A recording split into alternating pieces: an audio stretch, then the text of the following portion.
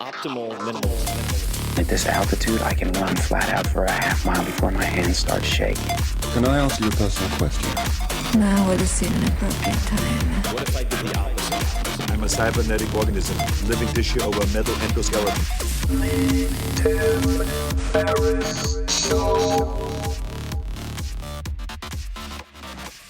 This episode is brought to you by AG1, the daily foundational nutritional supplement that supports whole body health. I do get asked a lot what I would take if I could only take one supplement. And the true answer is invariably AG1. It simply covers a ton of bases. I usually drink it in the mornings and frequently take their travel packs with me on the road. So what is AG1? AG1 is a science-driven formulation of vitamins, probiotics, and whole food sourced nutrients. In a single scoop, AG1 gives you support for the brain, gut, and immune system. So take ownership of your health and try AG1 today. You will get a free 1-year supply of vitamin D and 5 free AG1 travel packs with your first subscription purchase. So learn more, check it out. Go to drinkag1.com/Tim. That's drinkag1, the number 1, drinkag1.com/Tim. Last time, drinkag1.com/Tim. Check it out. Waka waka waka, you sultry savages. This is Tim Ferriss, and welcome to another episode of The Tim Ferriss Show, where it is my job to deconstruct world-class performers, whether they are from the worlds of chess, entertainment, military, politics, athletics, business, or otherwise. And this episode is a fun one. It took place in my home on my couch with tea, and it involves lessons from tinkerers, geniuses, and billionaires. And the interviewee is Chris Young. And we talk about quite a few things, what he's learned from people like Bill Gates, Nathan Myhrvold, and perhaps a name you don't recognize, but in many ways the most impressive to me, self-made billionaire Gabe Newell. And if you don't know who he is, you should learn all about it, and we will get into it. Neal Stephenson, the science fiction author, although saying it that way doesn't do justice to the work that he puts out, which is incredible, Snow Crash, and so on. We'll touch on that. And questions. Above all, we focus on good questions, we focus on better thinking, and we focus on, for instance, how geniuses and people who run, for instance, the number 1 ranked restaurant in the world express disappointment. How do they express disappointment and ensure that you correct yourself? How has Chris managed to get jobs working for some of these people who are the best in the world, despite no credentials at the time that he got the jobs? And how do you, of course, create apocalyptic barbecues? Very important question. We'll get into that and risk having the entire neighborhood burned down. I don't recommend you do that, of course. I would never suggest such a thing. But the story makes for a good time. And we're going to get into it. So please enjoy this wide-ranging conversation with Chris Young. And we'll take you from extreme aviation and world record goals to mathematics, biochemistry, and everything in between. So fuck it. I left myself with no out on this one. Enjoy. Christopher, welcome to the show. Thanks, Tim. Excited to be here. Yeah, man. Very cool. It's been not too long since we've hung out. I mean, we saw each other in Seattle, and that was sans Matt Mullenweg. Yes, I'm actually impressed you remember any of that. There was a bit of drinking. Well, not to point fingers, but I'd say whenever we hang out, there's always some form of drinking that seems to sneak in. It might be a chef thing. It might be a chef thing. But before we get to the chef thing, and I suppose this is related, but you have a myriad of obsessions that strike me as interesting, and we're going to get to those. But since we were talking about the drinking and Seattle, one particular incident that I thought was very telling of your personality and kind of hilarious was this dinner that we had for a few people who had won prizes to be brought to Seattle to have this incredible dinner. And there was a family with a bunch of kids, and the mom was talking about making smoothies. And just as before we started recording, I said, you don't need to feel that you have to censor yourself, not that that's what you do anyway. And I just remember after she had finished this like heartfelt description of her smoothies, vegetable smoothies, you said, well, you know, vegetables are trying to kill you. And you went into this diatribe about vegetables. Can you elaborate on why that is the case? Sure. So the idea, I think I probably said something to the effect of, salad's a silent killer, which is Salads, right. which is actually not originally my idea. It's the great food writer Jeffrey Steingarten had a brilliant article about this. But anybody who has sort of a biology background, this makes some intuitive sense. It's just one of these things we don't stop to think about. If you're a plant, like, you're not looking to get eaten. Like, that's not a good outcome for you. And so you can't run. So you do all sorts of things to evolve some protection against all these predators running around trying to eat you. So it turns out if you're stuck in the ground and you can't run, you're going to evolve this really elaborate chemical weapons system that when a pest or a disease or a critter basically starts to gnaw on your roots or gnaw on your stalks or gnaw on your leaves, none of which are the part that you want to have eaten, you're going to try to poison them. And so a whole bunch of things like fava beans, if you eat them raw, people die every year from eating too many raw fava beans. Apple seeds have trace amounts of cyanide, not enough to be an issue for a human, but for pests, sure. Even when a fruit bruises and it sort of turns that unsightly brown, that's a cascading enzymatic chemical reaction designed to create a bunch of molecular compounds that prevent spoilage. So there's all these people that think eating raw vegetables is like this inherently healthy, somehow more pure act of eating. And it's like, no, you're eating mostly a bunch of toxins and poisons and things that, like, they may not affect you because you're a pretty large mammal, but mostly they're not that great for you. Like spinach, I think, was the example I used, that people think of Popeye and that you get all this iron from spinach. Like, it's part myth. There's just not that much iron in spinach compared to many other plant foods. But also, raw spinach contains a ton of oxalic acid, which actually binds iron. So people eat a lot of raw spinach, they end up with an iron deficiency. And that's what produces that sort of not cottonmouth feel, but that mouth feel. Spinach is very mild in this, but sorrel, which is a relative, it has this prickly. If you've ever eaten rhubarb's very high in it. And if you eat raw rhubarb that hasn't been cooked down in a bunch of sugar with a bunch of jammy strawberries, it's a pleasant vegetable, but it's not as amazing as people think it is. And it also can leave you with this cottony mouth, especially if you eat it raw, which I remember doing as a kid. And it wasn't that great.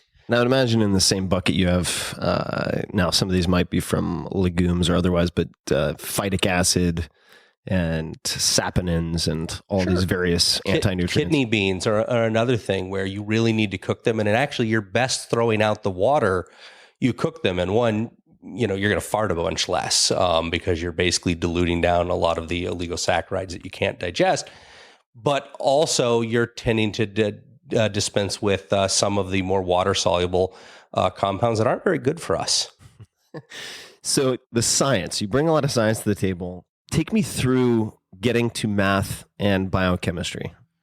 Did that come before or after food and cooking? It certainly came well before professionally doing it. The cooking thing was something I always did as a kid. It was just not the kind of thing that somebody growing up in the 70s and 80s was like, oh, that's a good career choice. Like, no. Like, growing up in the aspirational middle class, becoming a chef was not a good career choice. You were not encouraged in that direction in late 1980s heartland America.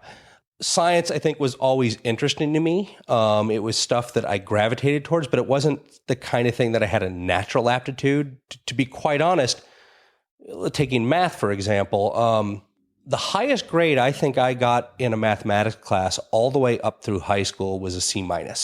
I think partly because I had a chip on my shoulder about it, and partly because mathematics as it existed at the university level, once you got beyond the weed out classes, that bared no resemblance to what I had seen throughout high school and junior high and elementary school. And so I think I partly got the degree to be able to say, see, it really was the teachers, not me. And partly because I actually discovered it was actually really elegant and fun and interesting because you were sort of playing these mental games of what would the world be like if volume no longer has a physical meaning and stuff like that. So I sort of took university in a very indirect approach where I just took things that were interesting to me, or I took them because a particular professor was teaching them and that person was always interested in doing cool ass shit. It happened to be that like after 7 years, and I kind of looked around and said, like, what do I have enough to have a degree in? It was like, oh, well, I kind of have enough to have a degree in pure mathematics, and I kind of have enough to have a degree in biochemistry, and I kind of have enough to sort of have a degree in history, and so maybe I should apply for those. Historical, mathematical biochemistry? Something like that. What was your first gig out of college? And it always strikes me when I'm having these conversations with friends, it gives me an excuse to ask like the 20 questions that would seem utterly weird and creepy if I did it in like a normal conversation over wine. But I have no idea. Like, what was your first job out of college? Cook. So like that. How does that happen? How's that happen? So this goes back to the year 2000, and I was starting to pursue a PhD and what I hoped would turn into a PhD in an area called biomolecular structure and design. So specifically, it sort of tied together mathematics and physical chemistry and cancer research and computers and a whole bunch of stuff I was kind of sort of interested in.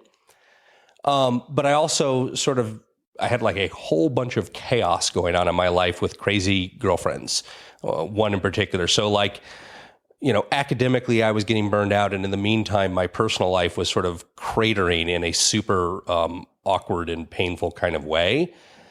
And I remember somewhere around October 2001. So after September 11th, I just remember like my life totally imploded, like in the course of about a week, where like things were going really poorly for my research. The principal investigator on the project I was at was really like displeased with my work. And part of that was I'd made some bad choices about the project. And part of it was like, I was completely distracted about what was imploding in my personal life. And so it was just sort of one of these, fuck it, I'm going to walk away from it, with no clear idea of what the hell I'm going to do. And I'd always cooked. Like I enjoyed cooking, and I was reading a bunch of, I was actually cooking my way through the French Laundry cookbook, and I was diving into Harold McGee, both of which I discovered around that time. It's been a while. That's the Science of Cooking? No. Yeah, the On Food and Cooking, the Science and Lore of the Kitchen. That's it. On Food. And so like that book was fascinating to me. It was just like, this stuff is so awesome. How did I, and it was one of those books I just discovered randomly browsing at Barnes and Noble. It's a lucky find. Yeah, it was just like, this thing's cool. And just as a quick pause for people who've seen the 4-Hour Chef video, like the book trailer, the movie trailer, we shot it at Chef Steps, which is in Seattle, which Chris is certainly heavily involved with, to say the least, and we'll get into it. But the placeholder that we used for the 4-Hour Chef book, because we put it in post-production, was Harold's book. Yep. It's about the right size. Yeah, it was perfect size. So like all of this stuff was going on, and it was like, I have no idea what I'm going to do. I'm basically walking away from my grant funding, and like I've got to get my head back together because of bad relationship. And so I just decided like I enjoy cooking, so I'm going to get a job as a chef while I figure out what the hell I'm going to do with my life. Like that was kind of as far as the master plan went at that point. And so like I wrote up letters to all of these chefs that had restaurants that, as far as I could tell, were kind of important restaurants in Seattle, with like my academic CV being like, I am looking for a job. And remarkably, like some of them actually called me back. I think mostly to see like if I was having a laugh. Which of my friends is pranking me? Basically, it was like, this ought to be good for a laugh. And it was a chef named Tim Kelly at the Painted Table who called me up on a Friday, and he was like, I got your letter, and now is not really a good time for you to come work for me at the Painted Table. Like he quit the next day. But I have this friend, Bill Belikas. He cooked for David Boulay. He, with your science background, you and him would probably get on great. You should call him up and tell him that I sent you, and don't take no for a fucking answer. Just show up with your knives and start cooking for him. So like I called William Belikas up. I'm like, Tim Kelly said I should call you and definitely come work with you. And he's like, this was a Friday. He's like, great, when can you be here? This was what I realized, like he just needed anyone who was willing to work for free. So I showed up at 3:00 with like, I'd gotten a knife bag. I had a couple knives at that point. They were like reasonably sharp. And like, they immediately put me to work doing some really menial, like pick a bunch of thyme, cut down some shard. And like, I apparently did it mostly right. I was just incredibly slow. And at the end of service, like, you know, William was really gracious. He sat down with me in the dining room. He had a glass of wine. He offered me a glass of wine. And he's like, you know, now's probably not really a great time. I'm not sure I have the work for you. And like, being very earnest, I was like, I totally understand. Is there anybody in town you'd recommend would be a good place for me to work? I'm really like committed to doing this. I really want to see what it's about. And what I didn't realize at the time was like, that was probably the perfect thing to have said to William, because William had an enormous ego and he was just not going to be capable of bringing himself to say anybody else in town was any good at all. And so you could just see him sort of sputtering and really, there's no one. Like, I think I'm probably the right person to teach you. So why don't you come back on Tuesday? And that was kind of it. Accidental Jedi mind trick. Yeah, that was the accidental Jedi mind trick. And then it was just like, I showed up and I kept showing up. And like, I didn't get paid for a while, so my credit card was getting obliterated. But that's how I got into it. And I discovered that professional cooking is really a mental illness. You either have it or you don't. And like, within months, I was like, I have to do this. There isn't really a choice. And that we're off to the races. That was your therapy. That's like the coping mechanism. Yeah, that was totally my coping mechanism. It like played into all of my introverted antisocial behaviors to basically like lock myself up on a Friday and a Saturday in the kitchen, because like, I could feel like I was out and socializing, but I didn't actually have to be out and socializing. So it was great. And like that, the next 8 years were a cultural black hole for me. So we're gonna jump around, as is my want to sort of create a podcast that's as hard to follow as Memento. I want to talk about just paint a visual picture for people, because so we flash forward quite a long ways. Talk to me about the massive pigs rotating around a fire. No, it's fire rotating around a pig. Yep. Can you explain this spectacle to people, please? Just provide some and how that came to be. So I'll try to explain the spectacle, and then I'll try to give the why do we do these shenanigans. So essentially, there's the concept of like rotisserie meat, and usually you rotate the animal in front of the fire. And what you're doing is actually solving a very pragmatic problem, which is you have this big, giant pig-shaped object, and the fire can bring heat to the surface much, much faster than that heat can diffuse and percolate through the meat itself. And every sort of weekend warrior bad cook has experienced this problem at some point, where like you char the outside and the inside is still raw. Black and blue. And if you do something the size of a large animal, like that phenomenon is exacerbated exponentially. And so by rotating it, what you do is you bring a bunch of fire to one side and it starts heating up. And then before it overcooks, you rotate it into the shadows where it rests and the heat diffuses through. And over sort of this dizzying number of cycles, you sort of time average out the temperature so you get a crispy surface and an edge-to-edge evenly cooked animal. And we call this like rotisserie. It turns out the physics are totally symmetrical, that you can rotate the animal in front of the fire, but you could also rotate the fire around the animal. And aside from the idea that that's just sort of appealing on its own merits, it actually solves some practical purposes that, like, by forcing wood or coal around really, really rapidly, you're forcing a bunch of air through it. Air drives the combustion faster.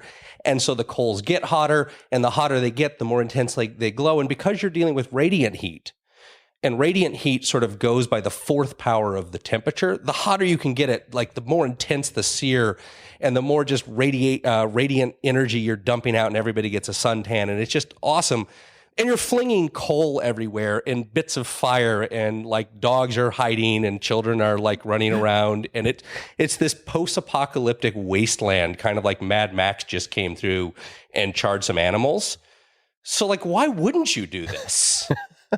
And is there a name for this? What is Well, so this was the inverted rotisserie spit. And how much space does this take? Well, the first one, which I think is the one you've seen some of the photos of, had these two columns that were 8 feet tall, stuffed with anthracitic coal that that's a whole story in itself of how you get anthracitic coal. And, you know, they were spinning around at about about 36 RPM on a cement mixer base around a pig that was sort of vertically suspended. It had been spatchcocked in half and was vertically suspended, and sort of looked Great word, that one. spatchcocked. Yeah, it's just flayed open on this sort of medieval like torture device, and we're spinning this fire around it. It Kind of looks like a dissected pig. Yeah. Or not a pig. Well, that's definitely a dissected pig, but a dissected tortured. frog, like sort of split open and laid flat. And you've got the fire rotating around it really rapidly. That was actually at my friend Neil Stevenson's backyard, and this is the annual tradition. And I'll come back because there's the origin story part to this. And So footnote, for later reference, Neil Stevenson of Snow Crash, Cryptonomicon, Seven Eves, a whole bunch of other stuff that I haven't read. Yeah. So have I read more of his stuff than you have? I've only read one of his book, and it's his most recent one because gliding features in it, and I'm the reason gliding features. Okay, we'll come back to that. Yeah. So okay. Anyway, that's also how I met Gabe Newell. Well, it was the second time I met Gabe. I'd cooked a dinner for Gabe, but that was kind of it. And Gabe was at that party, saw the spectacle, and goes, "Well, that's fucking awesome. So we totally need to do that at my house for our Christmas solstice party. But can you make it bigger?" Yeah. And so for Gabe's house, we scaled it up 2 stories tall. We had a chain of hams and pineapples hanging off this giant I-beam and gantry crane. And I think it was about 20-foot tall columns that were spinning around this thing. And that was called the Tornado of Fire. So, all right. I've decided that this podcast is more like the movie Snatch than Memento. All right. So like the cast of characters. So we have Boris the Bullet Dodger. All right. So Gabe Newell. Yeah. Gabe is man of few words, self-made billionaire. Mm-hmm. Collection of thousands of knives. I believe it's an enormous collection. Okay. I don't know how many. All right, we'll get back to Gabe later because I want to leave that as a teaser. So origin. Yeah. So I met Neil Stevenson when I was working with Nathan Myhrvold at his Invention Lab Intellectual Ventures. That's where we were writing Modernist Cuisine. And Nathan had just founded a lab that was supposed to like invent cool shit. And so like this guy, Neil Stevenson, showed up, who apparently is really famous, but I had no idea who he was. And I would like sit next to him. And I remember coming by being like, because this was like the first book I was writing. I was trying to figure out how to be like a writer. And so I remember coming up to him and be like, "I understand you're a writer or something." He's like, "I understand you're a chef or something." And that was kind of the basis for our friendship, is like neither of us cared about like our background. And so, but we did enjoy drinking a bunch of English ale, and I'd sit over at his house and just chat with him. And he had bought a new house. It was like this sort of mock Tudor mansion that sits on Lake Washington. And every summer, the first weekend in August in Seattle, we have Seafair Weekend, where like it's Fleet Week, and there's a bunch of jet boat races, and the Blue Angels come to town. And this basically all happens right over Neil's house. And Neil's this very quiet, introverted, likes things very mellow kind of guy. And he's like, "Well, since basically the entire neighborhood is going to be terrorized for a weekend, we might as well just make a party out of that." And so he coined the idea of having an annual loudness fest. And that year he was redoing his backyard. So his backyard sort of looked like Beirut after like a surgical airstrike had just happened to his yard. So it wasn't like a big deal that we dug a 6 foot by 6 foot by 6 foot deep pit in his backyard and turned it into a jacuzzi to sous vide cook a 300-pound pig. And like each year after that, for the next 5 years, like each year had to be like more over the top, more outlandish, more ludicrously dangerous. Dangerous in the sense of maybe the neighbors' houses will burn down. Maybe somebody will be killed by spalling concrete. Maybe somebody will just be burned to cinders because like we're cooking with magma, that kind of thing. Neil is a surprisingly fit dude. Yeah. I mean, because you think writer, you think sedentary, but true or false? Actually, no, I'll let you tell the story. So, and I have to have him on the podcast at some point, but he does Victorian era exercises. That is what I have. He does that, and he does various forms of what he calls Western martial arts involving sword fighting, where they really try to accurately recreate the way it would have been done on what I understand is fairly limited information. And so, Neil, I think, takes physical fitness like absurdly seriously. And so it's one of the things that makes him like just awesome and interesting as a person to hang around with. You would think of him as this overly nerdy sci-fi writer, and like, that's totally true. He's a huge nerd. But he's also fascinated by all of these physical activities. What did your path look like from the cooking job that you last described to Heston Blumenthal? That was a very, very short hop, and a very lucky one. But what isn't appreciated is when I started working for Heston, nobody had really heard of Heston. Can you paint a picture of Heston? Maybe at that, I don't know if it's today, Heston is a world famous chef, and rightly so. More famous outside of the U.S., I think, than inside the U.S., but he's arguably the most famous chef, except for maybe Gordon Ramsay or Jamie Oliver, but certainly at that same level in the United Kingdom and Australia. There would be no modernist cuisine without Heston. There would be, frankly, no Noma without Heston. Heston was really the Noma considered the best restaurant in the world today. Copenhagen.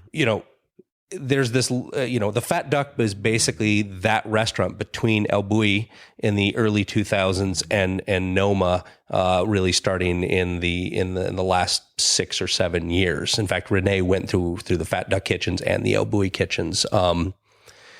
So the path for me was actually pretty straightforward. I think after about 9 months of cooking in Seattle, it was a very small, high-end restaurant, not terribly busy, but it was small in the sense of very few people on staff. There was about 4 or 5 of us. And so the good news was like you had to do everything, which is fantastic when you're trying to learn to be a cook, because I had no formal training. It was like, it was all on the job. And at a bigger restaurant, you sort of compartmentalize down and you can spend a year just doing the same stuff over and over. It's like any startup, right? Right. And so, by being a small restaurant that was just trying to stay afloat, like you did everything, and there wasn't time for anyone to think about whether you should be doing that. But by the end of 9 or maybe 10 months, I'd realized I was really not going to learn anything more here. I'd sort of maxed out the learning curve. And around that time, How did you know you'd maxed out the learning curve? What were the symptoms of that? Boredom, I think, on a certain level I was finding myself repetitive. I was finding, like, I'd set little tasks for myself at that time. Like if it was shallots, and I had to get through a bunch of brunoise, and I had to get a box of very fine dice. If I had to get that done, I would try to time it in, be able to do a shallot as flawless as I could in, say, 10 seconds a shallot, or a whole box in 15 minutes. And I realized like those games weren't really that interesting anymore because I wasn't able to advance. It was about as fast as I was going to get, or I was repeating them over and over, and there weren't new challenges. And I also found myself struggling with William because I was wanting to push to do more or to try new things on the menu. And, he was really pushing back. And in retrospect, I realized those were actually just the limits of that business. They couldn't take more on. They couldn't afford to do necessarily more ambitious things. His job was to keep the lights on and make sure he was balancing the bills. And that's a really hard challenge in any restaurant. And so that was sort of, to me, the signal of I need to move on somewhere. Mm-hmm. There was a bunch of other stuff going on, I think, in the background of I'd gotten a book from Michel Bras called Essential Cuisine that came out that year in English. Essential Cuisine. Michel Bras was a 3-star chef in Europe. And I think if you talk to a lot of chefs that came up in the early 2000s, we'll all point to that, especially at the high end, we'll all point to that book as being like, holy fuck, what was this? Like nobody had seen. Spell the last name? B-R-A-S. B-R-A-S. And I remember looking at it and being like, I don't know anybody in Seattle doing food that looks anything. I don't know if anybody anywhere doing food that looks like this. And I thought about wanting to go cook at that restaurant, but A, I didn't think I was remotely good enough, and B, I didn't speak any French, so that wasn't going to make it any easier. But it had me thinking about I needed to move on. I needed to see more, and I knew I wasn't seeing this kind of stuff here. And so how did I know it was time to leave? There was realizing that I wasn't really getting any better or learning new skills in the restaurant, but also because I was like, all of my disposable income was going into buying more cookbooks. I was realizing what I wasn't seeing. Right. You were seeing It gave me the bigger context of the world. And so about that time for Christmas, actually, my girlfriend, her mother gave me an anthology of food writing in 2002. And there was an article in it called The Gastronauts. And it was talking about this conference in Italy that chefs and scientists got together and were collaborating to try to invent the future of cooking. And in particular, they had Harold McGee talking about this chef with a name that nobody had heard of from England called Heston Blumenthal, who was really trying to apply science in his kitchen to do better food, to do more delicious food, to understand the whys of cooking. And I was like, that sounds perfect. So I wrote a letter. I mean, is sort of antiquated as it sounds. I wrote a letter and I actually faxed it to them, and said, like, I've heard about your restaurant. I'm a chef cooking in Seattle. I'd love to come over to eat and stage, basically apprentice for the weekend in your kitchen, just to see. And they said, sure.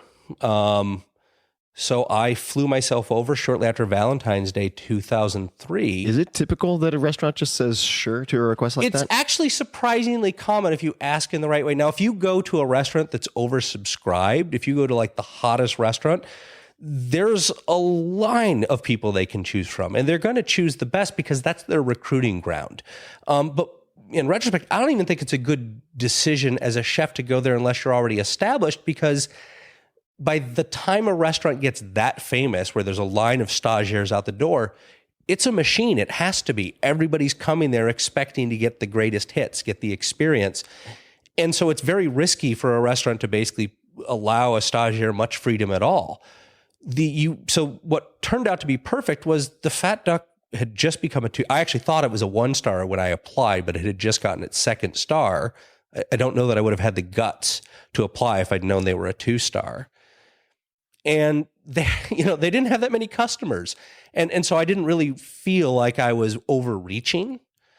And that was the bit of luck, is it turned out this was about to become one of the best restaurants in the world. There was some dumb luck and timing here. But to sort of finish the story, I flew myself over by myself because that was all I could afford. And I remember being very confused about like the geography of England, because the Fat Duck is actually west of London Heathrow, near a town called Maidenhead. It's actually in a tiny little town in the Thames River called Bray. So I booked myself in a hotel in like West London, stupidly, and I'm like jet lagged, and I get to the hotel and I check in, and then by that time I need to drive right out to the restaurant.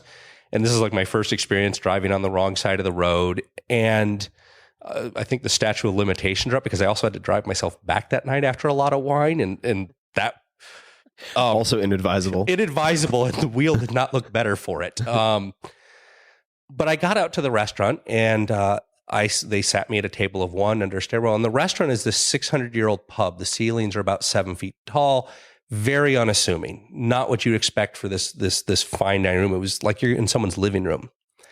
And I think the best way I could describe the meal that night starts with the dish that it actually starts with to this day. The first dish you get is the liquid nitrogen poached green tea sour. And so I'm sitting at this very minimalist white linen table. Nothing else is sitting on it. And before they take your order, before anything else, the waiter wheels over a gyrodon, one of those trolleys, up to your table, has a cauldron, technically a dewar bowl, of liquid nitrogen boiling away at 200 degrees below 0 Celsius. And he picks up a whipping siphon and dispenses what looks like a dollop of shaving mousse onto the end of a spoon. And then knocks it into that cauldron of liquid nitrogen and turns it over and bastes it for exactly 8 seconds. And then strains it out and dusts it with some green tea matcha powder and hands it over to you on a little chilled plate and asks you to pick it up and eat it all in one bite. And it looks like this little meringue. And when you bite into it, or at least for me, it was just fantastic. The shell sort of shatters crisply like glass, and then it gives way to this luscious mousse that's racing with the acidity of lime juice and the astringency of a bit of green tea. But the coolest part is you get this puff of smoke out your nose, so you look like a smoking dragon. There's a video of me experiencing that for the first time in your lab. Yes. If you search Tim Ferriss chef steps, I'm sure it'll pop up somewhere. And so, like, it sort of, twists your mind, like, what is this? But, the purpose was actually, it turned out, totally reasoned out. It was, if you've ever had orange juice in the morning after brushing your teeth, it tastes awful. And it's not because the orange juice changed, it's because your mouth changed. And flavor is this idea that's actually constructed by your brain from all these sensory inputs. And so if you take orange juice, which is acidic, and you drink it after you've had a mouthful of alkaline toothpaste, it neutralizes that acidity. It tastes awful. And if you're trying to be the best restaurant in the world, you kind of want a level playing field. So the lime juice in that green tea sour is designed to neutralize any toothpaste residue. And the green tea provides these astringent polyphenols to cleanse all the soft tissue, because maybe you had a cigarette, maybe you had a packet of chips or something before you came to the restaurant. So it's basically mouthwash that's this surprising, entertaining delight. And the rest of the meal, like, totally did my head in and just blew me away, because not only was everything whimsical and fun and gorgeous to look at, but everything was delicious. And so at the end of that night, I walked back in there. I was like, I will work for free for as long as you will let me work here. And what I didn't know is, at the time, they had no money. They were going bankrupt. And so they were like, sure. You said the magic words. Yes. So I got back to the hotel that night and I called my girlfriend back in Seattle. News. Exactly. I said, great news, Dawn. I've just accepted a job at the Fat Duck. I'm coming home in a couple days. I need to pack, and I'm back here in a month. And all I got was, I can't talk about this right now. Click. And she's my wife now, so it didn't work out that badly.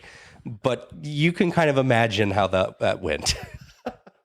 She has high tolerance, high built-in tolerance for Chris Young traits, I guess. It's a job requirement. What did you learn at the Fat Duck or from Heston? Everything. Heston really became my mentor as a chef. I worked for him for 5 years. I initially worked for him as an unpaid stagiaire, and this was like back in the day when some of the chefs were like just out of prison and things like that. And it was transitional. Like, we were moving. Definitely, most of the chefs were way above that, but there was a few chefs that were still flaky. And so I remember literally a chef they'd hired him and he didn't show up for work. And they're like, somebody's got to be on that station. So congratulations, you're running that section now. And that was like getting promoted for me. Like, it was at that time, like, at best, sort of a farm team. Getting promoted to the majors, it's like, have fun. I got my ass handed to me every day for the next 3 months. I remember I was the first to arrive at the restaurant at 6:30 in the morning. Or 7, depending on the day.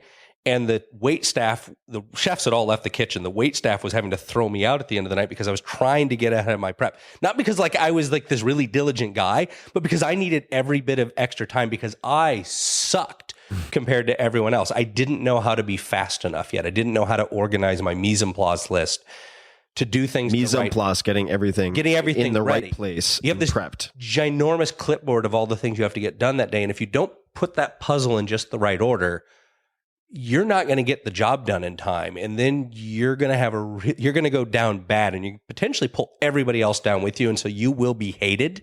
And so it was like, I didn't want to be like that hated. You don't want to be the private. I was already the American, so I was already at a total disadvantage. Yeah, you don't want to be the private pile from Full Metal Jacket. Totally that. And so it was put in the extra effort. But that's one of the things I really learned was people see that. And if you're busting your ass and if you're not slacking and if you're just not totally incompetent, people are going to build you up, at least if you're in a good place. If you're not in that kind of place, you should probably leave. But people built me up over time. And by the end of those 3 months, Heston, I had not become anything close to the best line cook, not even at the same caliber, but I did have a knack for solving problems that nobody else could solve. And that's when Heston was like, I've always wanted to have a kitchen that works on the new ideas. I've always wanted to have a place that's away from the pressures of service, where we develop the things, we experiment, and where we can afford to fail without affecting the customers. And with your science background, why don't you move to England full-time, Chris, and build that up? And that was my opportunity. So it was like, walk through that door, right? This wasn't that hard. What types of problems were you able to solve well, that led him to So there were two things. So one was our stock. We made an unbelievable number of different stock, and Heston was kind of this no holds barred. We're going to go for the last 0.1% of perfection on everything. And stocks come from meat, and meat is really expensive. And we were doing things like roasting down entire legs of animals, decanting off the juices as they accumulated to create these unbelievable decadent rich jus to go with the various sauces. And not only was that time consuming and labor intensive, but like it was ludicrously expensive, like just totally insane. Like you could talk to most Michelin star chefs and they'd be like, that's crazy talk. Like nobody does that.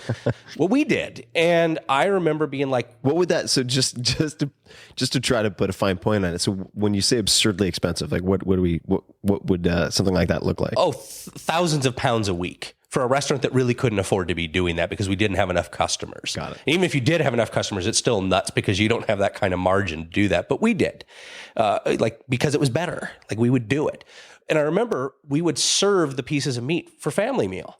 And guess what? Like the lamb still tasted like lamb, and the beef still tasted like beef, and the veal still tasted like veal. And like my chemist brain kicks in is like, we haven't gotten everything out. Like as nice as it is to have like the lamb stew for staff meal, which made the Irish contingent happy, like that's not a good thing for the restaurant. And so I was like, I think we can do a better job here by grinding the meat up to increase the surface area to volume. And let's use a pressure cooker because increase the temperature, we can extract more.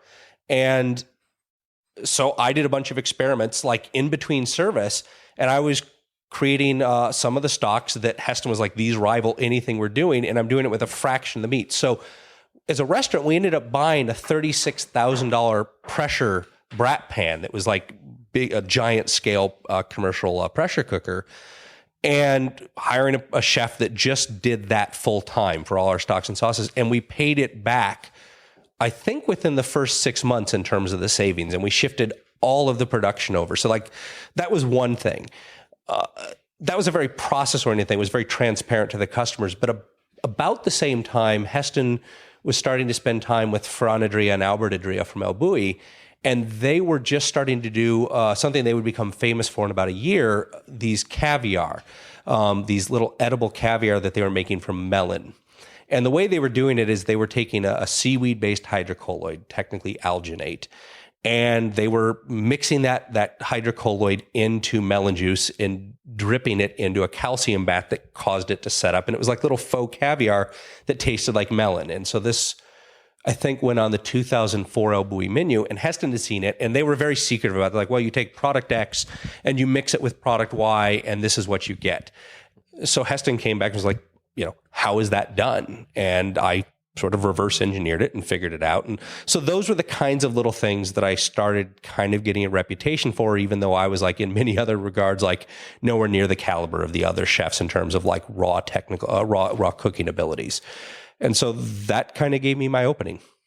Now you are one of only a few friends that I enjoy asking seemingly innocuous questions of, because I get pretty much the same pattern. And I see this with you. I see it with a number of friends like Matt Mullenweg, another mutual friend. And then we have Eric Cressy, who trains a lot of professional baseball players and whatnot. If I ask him about deadlifts or any type of tear I might have on the inside of my leg. So I just want to, I'm not going to read the whole thing because it's like a mini novella, but this is usually how it works, is I'll send you a text and it will be something like, hey, if I wanted to cool down the water in my bathtub to 50 degrees Fahrenheit or 45 degrees, I'm looking at this, and this option. What would you do? And usually the response is along the lines of, let me think about that. I might think about A or B. And then I remember it went radio silent. And then a day later, I got this email, ice baths and such is the subject line. And I'm just going to read part of it. So I did a little bit of thinking about this and some quick math to confirm my intuition. TLDR, buy a small ice maker. Heating and cooling water is a pain because the water has the highest specific heat amount of energy required to change the temperature of 1 gram by 1 degree Celsius of any common substance. Your bathtub holds something like 50 gallons. Assuming your cold tap water comes out at 50 degrees Fahrenheit and you would like a bath at 40 degrees Fahrenheit, then you need to pull about 4.4 million joules of heat energy out of the water to drop the temperature. Adding ice is by far the fastest and most efficient way to do the job without resorting to any kind of nonsense. Direct injection of liquid nitrogen would be fun. 29 pounds of ice should do the job nicely. Better yet, if the ice is cubed, it'll melt quickly and chill your bath within 10 minutes or so. Kind of the similar surface area approach that you would use for the Jew. You could go high tech and get an immersion chiller of some kind. They'll do the job eventually, but it's going to take a while. Then this is the part that I like. And it just goes on and on. Your typical domestic electrical outlet is limited to 15 amps, which works out to about 1,800 watts of power. Drawing any more and the fuse is going to blow. Physics being the bitch that it is, immersion chillers are only about 40% energy efficient at best. This means that even a $4,000, 1,800 watt laboratory, it goes on and on and on and on. So have you always had this degree of OCD, obnoxiousness? Not obnoxiousness. I like it because you've harnessed it for powers of good. And how do you know I'm not working on evil? That's true. Well, I not mutually forces of evil. And I'm going to retrieve. I have a yak milk bone that my dog is chewing and making a lot of noise with. Molly, I'll give you one of these later. So I'm going to retrieve that. But has this been a trait present since you were a little kid, or when did that start? I think on some level, yeah. I am terrible at things that I am not interested in. If I'm interested in it, it's one of these things where I will devote almost all my time. I will completely obsess about it. And I actually don't have a very good off switch, which can make me pretty difficult to deal with sometimes. And as I think back, like in elementary school, junior high, high school, things that I was interested about in like high school was a great example. I was super into desktop publishing and zines and like reading Raygun and early issues of Wired and be like, I want to do stuff like that. Like I obsessed about it and learned everything about it and knew who was doing what. But like math at the time, who gives a rat's ass? And like, even though it was like super bad for my college admissions process, like that didn't motivate me. So I think I've always had I like to obsess on stuff where I can just keep going deeper and deeper and on some level mastering or at least understanding what mastery is about in that area. But it's totally driven by whatever's interesting me at that time. How did you get converted to being interested in math? Like, was it a particular teacher? Yeah, I think it was a combination of that. So I was briefly at the University of Vermont. It's not where I finished my degree, but I started there mostly because it was very far from New Mexico, where high school was, and I wanted to get the hell out. And also because their admissions policy was basically, for an out-of-state, like, do you have a pulse? Like, can you pay out-of-state tuition? Yes, okay, welcome. I took a whole bunch of classes, but somehow I ended up signing up for Calculus 1, which was like, in retrospect, like totally insane. There was no reason to believe that was a good choice at all.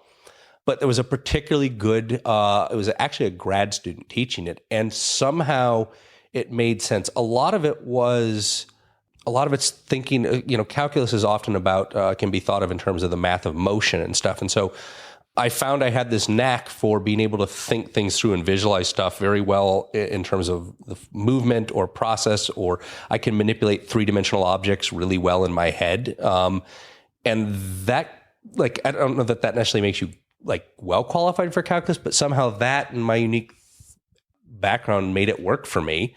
And I just remember being shocked. Like, I got an A, which was like super weird. I was like, wow, I have no idea how I did that. But it was enough that I kind of wanted to keep going. And the further I got in it, the more interesting it got. And the more I discovered there was really interesting creative problems that I could solve with those kind of tools. And now it started to make sense for me. It's like, it wasn't for its own sake. It was the fact that, oh, these are tools that allow me to solve and do these other interesting things. And so it was like, okay, I want to learn this because I want to be able to do those kinds of things. And this is like the stuff you need to know to be able to go do that. What books, if any, have you gifted the most to other people? So I think a lot of them will probably be in the cooking space. I've definitely, maybe on food and cooking, I've gifted that a lot. My career starts with that book in many ways. And, there wouldn't be any of this modern cooking movement without Harold's book, I don't think. And there certainly wouldn't be modernist cuisine that made a big role in my career without that book. So I've gifted that a lot because I think it's relevant. And I think for a certain type of individual, it's this kind of book that every time you open it up, you see something, you're like, oh, I didn't even know that was there. That's super cool. And you read something and go, wow, the world's like way more interesting than I thought. I think I've gifted Michelle Bra's Essential Cuisine quite a bit, although it's hard to do now because I think it's out of print in English and quite expensive. The other book I've found myself gifting a lot lately is a out-of-print book on thermodynamics called The Second Law. And it was written by an Oxford physical chemistry professor named P.W. Atkins.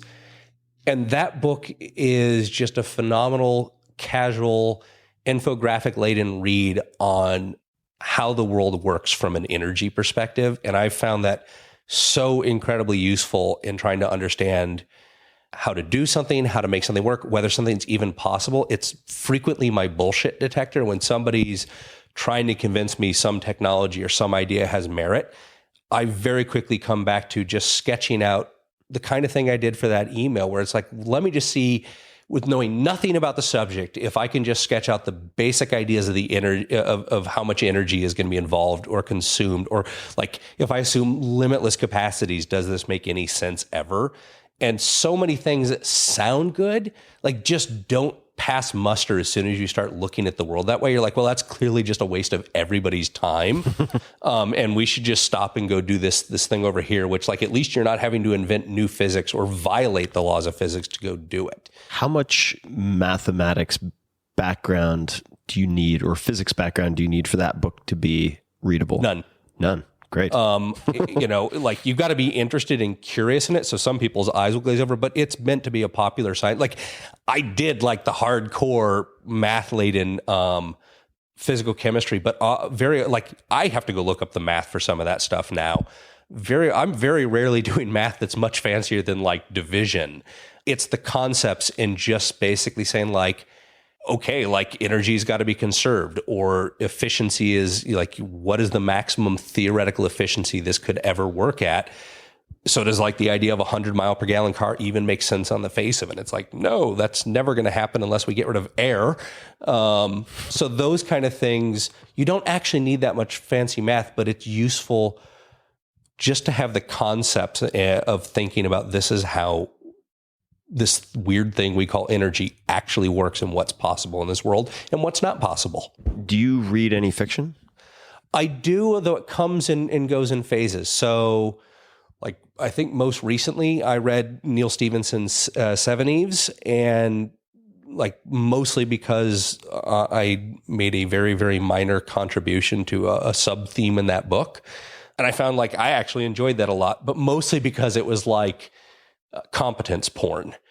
What does that mean? So Neil likes to go on these big rants about how some aspect of technology works. And if you know Neil, it's usually because like he fell into that hole and dug pretty deep and then came back with because he knew all these experts with this understanding.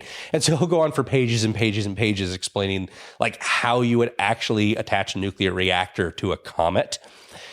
And you're like, it's basically engineering porn. It's like, oh, this is how you would do it. So like if I'm ever in that situation, now I know. Well, yeah, he did that in Cryptonomicon with some of the tunneling passages. Right. And which I loved because I think you and I and a lot of our mutual friends are hardwired to get a crack hit from that type of detail. We like knowing how to do something and get stuff done because I suppose at some level, what I liked about cooking and what I like about engineering and the types of stuff I do now, you're like changing the world. You're making something happen, and it's not very abstract. Like it's very concrete. And that's for like my brain somehow that's just really satisfying. And so books that tap into that, competence porn. Well, I was looking at the Facebook feed of a guy named Alex Honnold. So I interviewed him for the podcast. I'm not sure if it will have been published yet when people hear this, probably so. He's the most famous free solo climber in the world and has many, many speed records. And there was a post that he put up about stress and anxiety. And the point he makes is one of the things I love about climbing and being in the mountains. It's an immediate return environment. You make decisions, you have an impact, you reevaluate, you make more decisions, etc. In other words, the sort of delayed return environment being tied to anxiety. So it strikes me that on a very human level, it would be fulfilling to have that type of immediate feedback and ability to iterate that you have in engineering or cooking. I tend to gravitate towards things where it's actually weird. Like the day-to-day provides very tangible feedback. The goals can actually take years to accomplish, but I find I don't have the staying power for projects where there isn't a fairly fast feedback loop running on some level that tells me if I'm even going in a good direction. If it's just totally ambiguous or you just can't know, I really struggle with that. That's hard. So you talked about writing the letter to Heston, and then your Jedi mind trick on the gent earlier. Mm-hmm. You've also worked with Nathan Myhrvold, as we mentioned, later directly with Bill Gates. How do you end up working for these people? I mean, if you had to try to tie together some kind of pattern, is there one? Well, so food definitely ties it together. I mean, quite explicitly, I met Nathan because he was a guest at the Fat Duck, and Seattle is home for him, and Seattle was kind of sort of home for me before the Fat Duck. I ended up going to the University of Washington. That's where I did my degrees, and it was as home as anywhere. So Nathan was fascinated by cooking. He was particularly fascinated by the science behind cooking, and that was a shared passion, and we struck up a friendship over that. So who is Nathan, for people who don't know? So Nathan is many things, depending on who you ask. But the definition I will give is Nathan was my co-author on Modernist Cuisine. Nathan was, there would be no Modernist Cuisine without Nathan. He's most famous, I think, for being the first chief technology officer of Microsoft. He's more controversial today for being the founder and CEO of Intellectual Ventures, an invention company to some, a giant patent troll to others. I think the truth is somewhere much more in the middle. And let's look at the lessons learned. I mean, you can pick and choose from whether it's Nathan, Bill Gates, Heston. Are there any lessons or expressions that really stuck with you that come to mind? And I'll buy you some time just by giving a personal example. Like I had a professor at Princeton who had a huge impact on me, and there were really only a few who did at that university, despite the abundance of riches that they have. But Ed Zschau, Zschau, who taught high-tech entrepreneurship. I believe he was the first or one of the first computer science professors ever at Stanford, partially because just like that cook didn't show up, effectively the same thing happened. And they're like, can any of you guys teach what is this? Computer science? We don't know what that is. Who can teach us? And he's like, I'll teach it, sure. And that's how he got the gig. And went on to take a number of companies public, become a congressman, he was a competitive figure skater, like fascinating guy. But at one point, I remember I was trying to get into his class and it was already full. It was oversubscribed. And I said, I'll do anything. I kind of sent a similar letter, but it was a letter. I sent him a letter. I guess it was an email through some basic terminal that we had at the time. And I said, I'll do anything. I'll clean the erasers in between classes, whatever it takes. I'll sit on the floor. Don't even need a chair, etc. And at one point, I actually did like clean up afterwards. And he said to me, he goes, Tim, he's like, don't get too good at the menial stuff. or you'll keep doing it. Yep. And I was like, oh, that's actually pretty profound. So anyway, there are definitely some. So I've been really, really lucky. It's more intentional now than it was then, but to have ended up with some profound mentors in my life. My father was absolutely my first one. I grew up in a family business. I think today that gives I am so glad for having had a lot of visibility into that at a young age, because now I need to do that. And everyone's looking to me for that. So what was the business?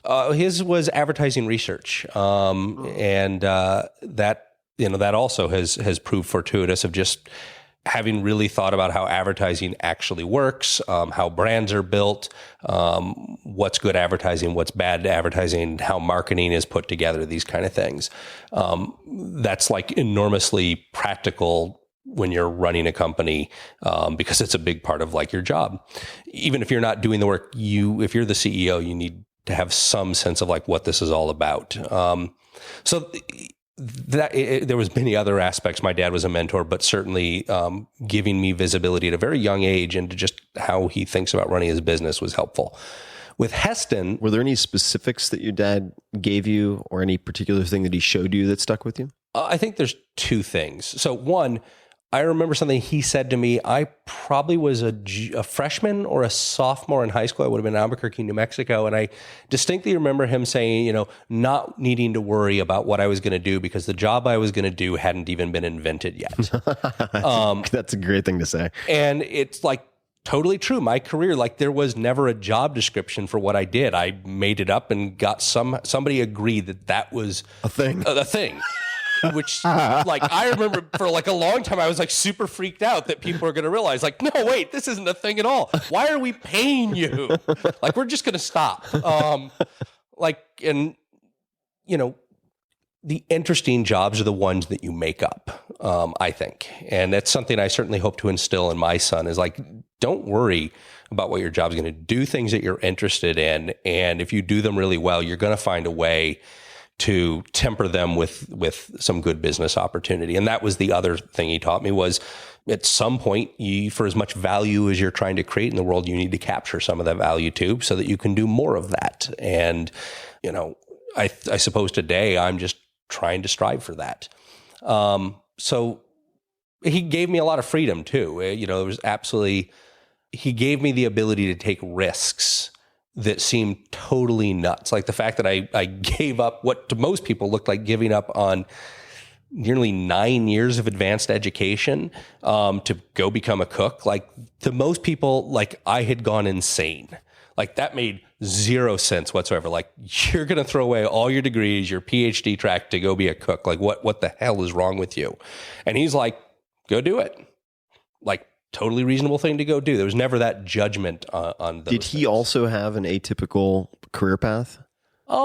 Somewhat, yeah, pretty atypical. I mean, so like there's stories of my parents. My parents met when my dad was in the Peace Corps and my mom was teaching in a convent school in Grenada. She was no longer a nun, but jokes ensue here. She'd been a nun for 7 years. And of course, like being a nun in Grenada, not a bad gig. So, that was formative for him. And, he came from, I've literally seen the house he was born in, which had a dirt floor. Like he was the alien in the family who had a perfect SAT, which got him into University of Chicago and a free ride. And I think he was always striving to make that pay off. And interestingly, he never really took the traditional path all the way to he founded his own business doing research came out of the ad world. And so he started doing research for Fortune 100 brands globally. And he founded his business in Albuquerque, New Mexico and made that work. And it was only possible because by 1990, a fax machine and 1 million miles a year on American Airlines made such a thing possible. But it worked and it gave us, that and my mom working as a nurse paid the bills all the way through the 90s and gave us the opportunity to take a few more risks as I got into college and beyond. How did your mom respond? Also supportive. That was my parents. I think my parents had a pretty good sense of who I was and, stubborn, obstinate. I think they knew that saying You no. stubborn? Yeah. Like I'm going to do it either way. So they might as well be supportive of it because like, I've got to go do this. I think they kind of thought it would have been a phase. I don't think they were. Maybe it is. It's just a really long phase. It could be. I'm nearly 40. I ought to grow up pretty soon.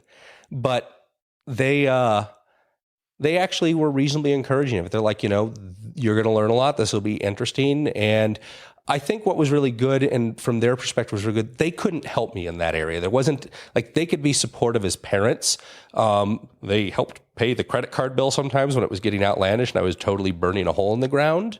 But beyond that, they had no influence in whether I did well as that. There was no net there. There was no, my parents had no influence in that world or couldn't pull any strings. So it was all self-earned, which I think they felt was really good for me. And I think it was. I think it was like incredibly helpful to have those be your own achievements and not, well, did my parents make this possible for me? What are some of the lessons that you took from or things you learned from Heston? I mean, any specific instances? A few things, but the biggest thing by far was Heston taught me what the standard of excellence really is. He always was pushing for the last bit of effort, always was saying, no, we can move the goalpost. We can do better. And he kept raising the bar on the team, on the recipes, on everything. And it was never, by the time I got there, I'd heard in the early days, there was quite a bit of a temper about it. But by the time I got there, he didn't yell. And he signaled disappointment in other ways, but he really pushed you, the team, everyone else to strive for excellence all the time. How did he signal disappointment in other ways? Well, I can give you my one canonical example, which was, I remember I was on Garde-Manger. I was sending out one of the... Can you explain what that is? That's, it's the cold section in traditional kitchen parlance, but I was responsible for sending out several of the first courses that people got. So the red cabbage gazpacho, the famous quail jelly with truffle toast. Forgetting now some of the things that were on the section. I would send out the pre-desserts, and there was a few things on the a la carte menu that the Fat Duck had at the time. Because I had the deep fryer, I would have to do the pig's head terrine, I would do the radish ravioli, and some of these. It was actually plus prepare the stocks and a whole bunch of other stuff. Wasn't the most technically demanding section, but it was Grand Central Station. It was Grand Central Station, and so it was a beast of a job in that regard. So I remember this would have been 2003, early when I was actually still staging. That was before I'd founded the Fat Duck Experimental Kitchen and had sort of earned a right to fuck up a little. I sent out a quail jelly that was for Soigné, a VIP guest. And I'd remembered I'd gotten the orders in early during the afternoon that we were going to have some VIPs in, and I needed to prepare some of our VIP versions of the quail jelly. And so I prepared them, but it was actually, I didn't get to it in time. So I think I probably started doing it like 3 p.m. for like a 7:30 seat. Well, it hadn't set up. So there's essentially the dish has a pea puree, very smooth on the bottom that sets a little firm. And then we set cubes of truffle and baby turnip into it. And then there's an intense quail stock that's poured over it and allowed to set. And then we put a langoustine cream on top and we'd shave some truffles, and it's served with a little tiny bit of toast with truffle butter on it, black truffles and some radishes. And the order came on for it, and I saw that they weren't fully set up. And I tried to float the langoustine cream on top anyway. And I sent them out to the pass knowing that they weren't perfect. Those things came back like a boomerang. Heston just came around the corner holding them in his hand and just goes, Chris. He's like looking at me, and then he's looking at the dish, and he's looking at me, and he's looking at the dish, and just not a chance. Puts it back. And I just remember the withering look, like if I ever did that again, don't show up again. And I remember the lesson because he's like, we can do something else. Like if it's not ready, we're not going to send it out and just hope they don't notice that it's not that good. Like we'll fix it. We'll do something else, but don't try to slip by something that you know is below the standard. And it was like, you only needed that lesson once, that it's like, that wasn't the standard, and you know what the standard is, hold the standard. Ask for help, fix it, do whatever's necessary, but don't cheat. That should be your t-shirt. Hold the standard. I don't know that I need to be encouraged entirely in that behavior. Because there's another side to it where you just become a tyrant about it. You try to push a team too far. You try to raise the standards too fast. And then you just end up you turn into an asshole basically if you go too far. So you're managing people now, and we'll get to that. But just to give people maybe a foreshadowing or a taste of things to come, this is something I struggle with a lot. How do you manage that fine line? Because I would like to think, and I do think, that I have very, very high standards. Sometimes I think they're so exacting that they drive people insane. And to the extent that in the publishing world, I am considered a problem author, as they would say, just because I don't if something comes to the version of my pass, like, okay, we're going to put this on the cover or this on the back flap or this and this, and it's not to my standards, I cannot allow it. But when I'm managing people, some people can handle it, some people can't, but I do think there's a lot of onus on me also to decide how far is too far and how far is not enough. How do you think about managing that? I think I'm still trying to think about it and figure it out. On my good days, I think I manage it okay. On my bad days, like I sort of feel like I had a personal failure that I didn't manage it all that well. Especially when it's in the context of you're trying to do something really hard and you've got the whole company leveraged out on this working, and you have as CEO or as you in case of your personal brand, you have total visibility into everything. And so that's the first thing is on a good day, I will try to step back and say, like, what context does this person even have? And have I provided appropriate context? If I provided appropriate context and they knew that context and they made a bad decision, it's an open question of whether you need to have a discussion of whether that was a bad decision or, actually it's a bad decision, but given all the context they had, maybe I would have made the same decision, or I could have imagined somebody else. So increasingly, I try to find myself thinking about what context and visibility do I have, and what do they have, and am I basically being unfair because I'm operating from a greater set of information? Right. That still means I screw up more often than not because I have a strong bias towards let's fix the problem right now. And that also usually can be quite ham-handed where all I'm really training them to do is read my mind and try to guess what I want. And that's not going to work very well in terms of how we run the company or the types of products we need to do, where I work with elite people. I work with people who are experienced and among the very best at what they do. And I will do a much better job, and the team will do a better job if we can take the time to set context and to basically, if there's a problem, say, let's look at how we can solve that differently, rather than me just saying, we're going to do X. That said, there are times where you need to take the scissors away because we're all running really fast and we do not need to impale ourselves out of stupidity. So it's a dynamic thing, and I'm still trying to figure that out, quite honestly. So you're holding the standard, holding oneself and others to a high standard. That's one thing that you got from Heston. Mm-hmm. What else comes to mind? Asking why, asking questions, challenging perceived or conventional wisdom. I've never seen somebody as curious about him who could talk to just about anyone else about whatever it was they did, what they were an expert, whether they were a psychologist or a sports trainer or an athlete or another chef or some food expert of some sort or a writer. He had this unbelievable ability to sort of ask them incredible questions and then sort of process it through his brain to have ideas that I literally couldn't imagine having ever had that idea. And so I think that really put me on a path towards really being curious, wanting to understand what all these things were about, and then using those as creative tools of how do I take those kind of ideas and apply them in my world.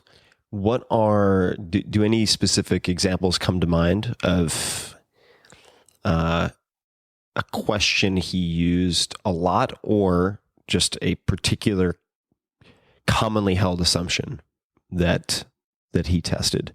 And I'm of course thinking of the TV show where he did this quite a bit, which I enjoyed tremendously. We might chat about that, but anything in particular come to mind? I mean, and the reason I ask, so I'll give you just as context. Mm-hmm. So for instance, there are questions that some people are very well known for, but these are quite public facing, like Peter Thiel, right? Mm-hmm.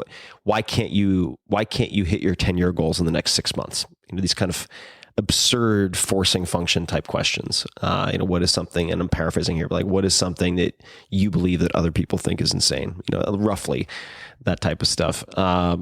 Question that I ask of experts very often is, who is good at this, who shouldn't be, who doesn't have the attributes, say, of a Michael Phelps, who nonetheless is an incredible swimmer, whatever that might be. Any kind of long held truths that you saw him test, or questions that come to mind? Well, so there's certainly a lot of culinary lore I know he challenged, and that influenced the techniques. I think the more interesting things were, I don't remember a specific question. What I do remember were two specific things where Heston was remarkable at asking people in different ways, but getting to the same end result of like, what interesting thing are you working on? Like, why is that interesting to you? What's surprising about that?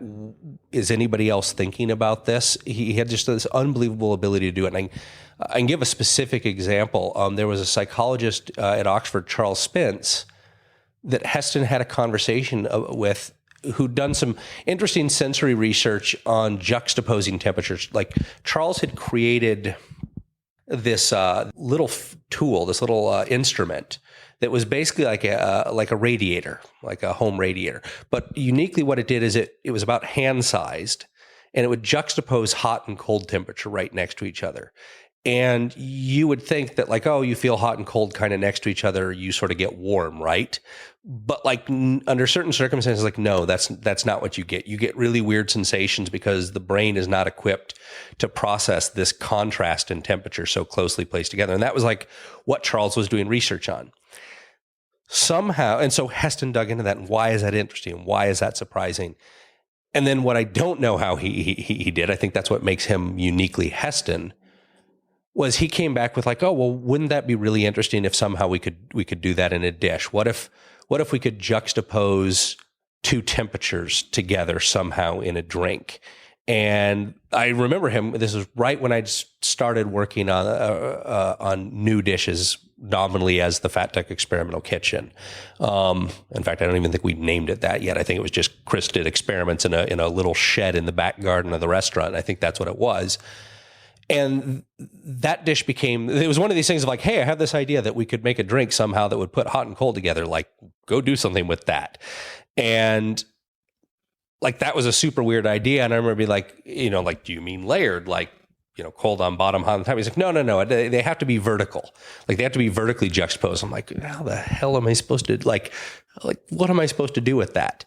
But at the end result, I actually developed hot and cold tea and using a technology called fluid gels. And I juxtaposed a hot Earl Grey tea. First it was tea, and then Heston came in, it's going to be iced tea and it's going to be Earl Grey tea. And these are the flavor notes we need to get. And essentially I'd shown that we could basically put a divider in a cup and we could pour this hot liquid on one side and this cold liquid on the other. And because of the unique properties of this fluid gel, I could pull the divider out.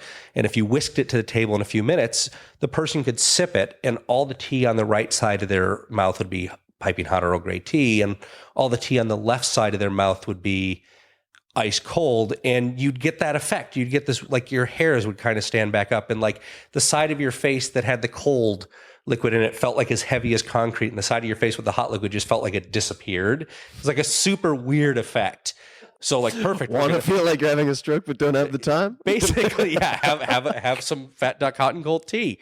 But it was just that thought process of you can have this conversation with a psychologist and have this inspiration for a dish where I might have had that same conversation and been like, oh, that's an interesting effect. But like I don't think I would have drawn that path of here's the idea, here's what we can do with it. And he had this ability to talk to anyone and pull those ideas out. And, a lot of them failed. A lot of them went nowhere.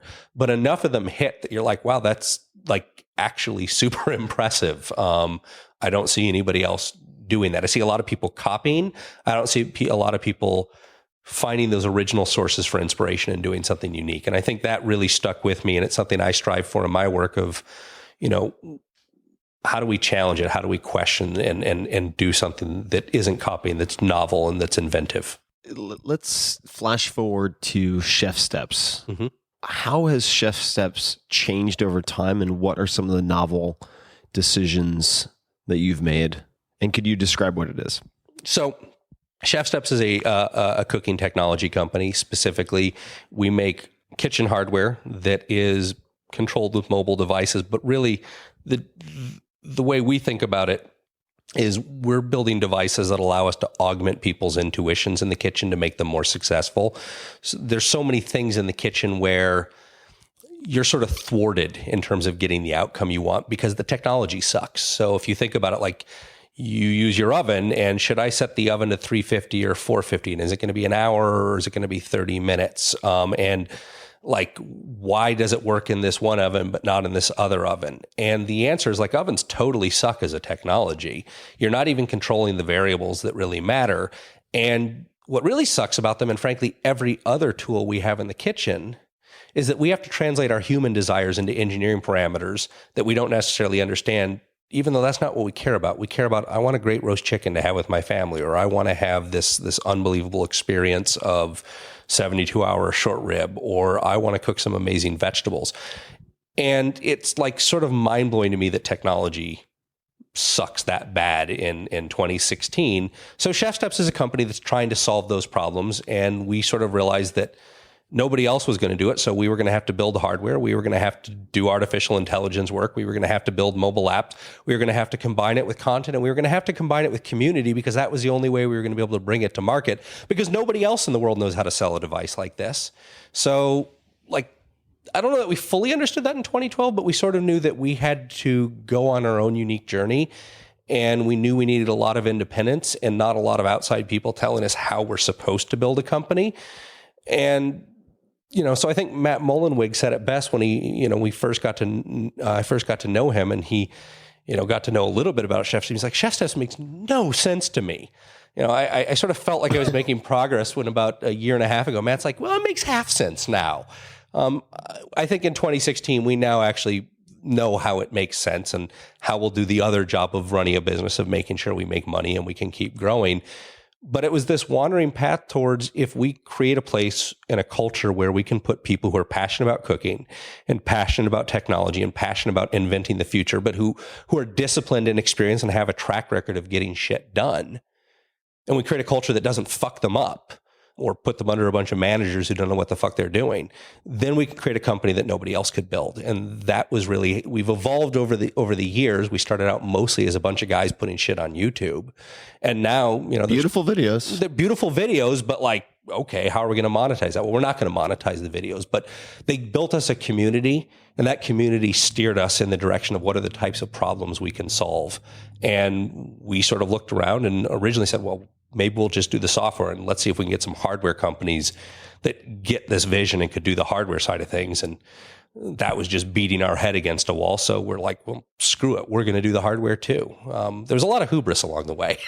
There's the fine line between the necessary irrational exuberance and confidence needed to actually kind of step off the cliff and build the wings on the way down, and really good and people hubris that'll make you implode. The question I had was Q Stage Left reappearance of Gabe Newell. Yeah. How has he influenced the trajectory, or you and the company? And who is he? Maybe we could start there. Well, so Gabe Newell is the founder, and I think he calls himself CEO, managing director of something or other of Valve. To us, Gabe's just Gabe, but what is Valve? Valve is the biggest software. Well, so I think Electronic Arts is actually the biggest software company, but Valve essentially is by far the most unique company in the video game space.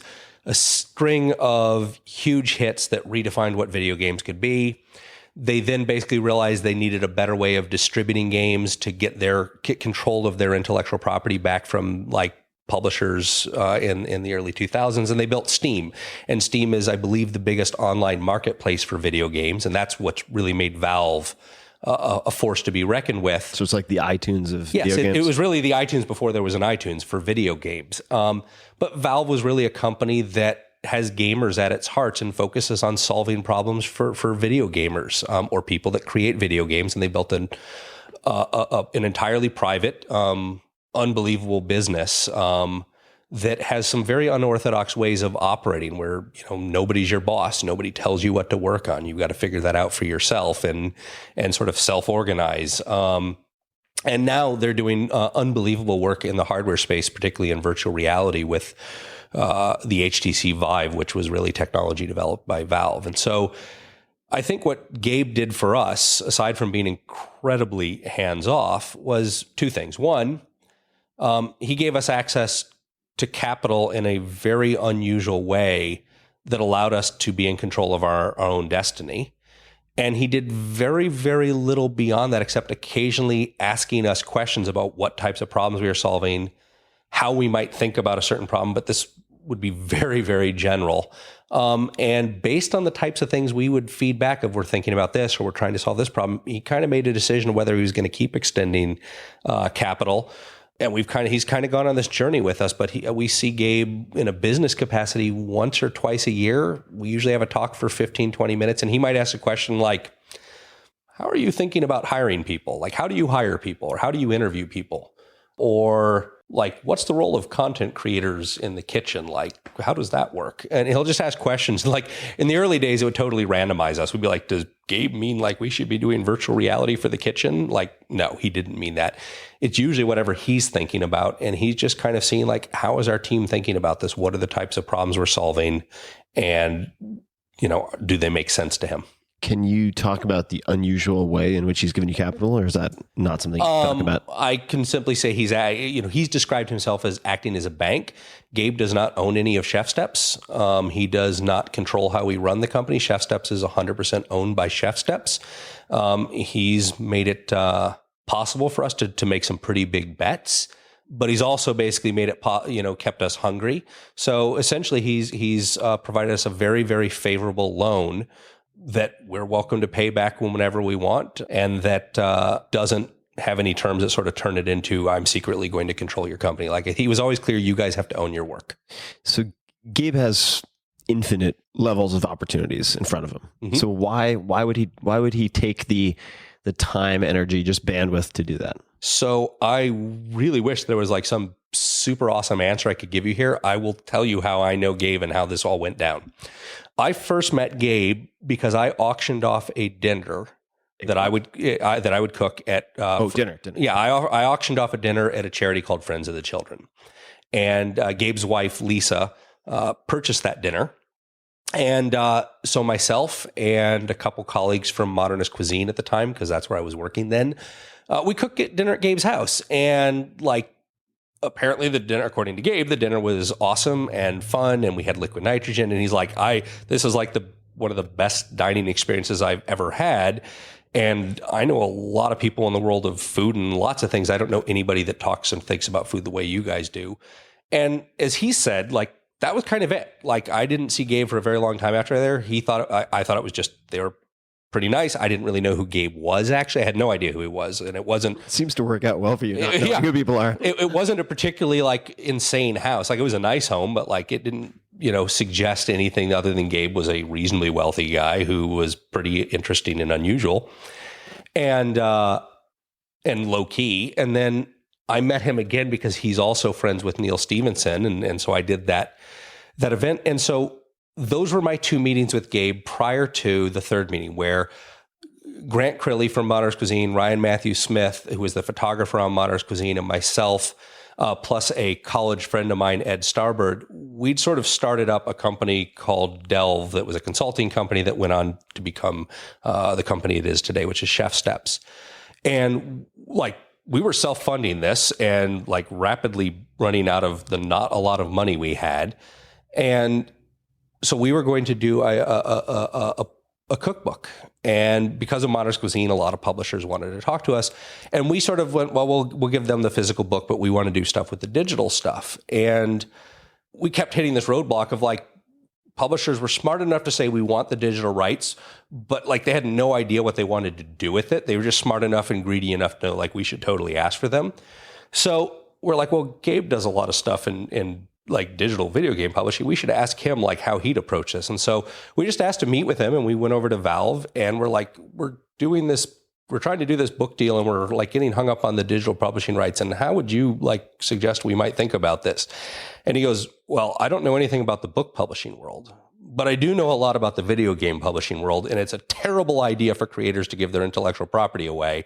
Why would you do that? And we're like, because we need the money.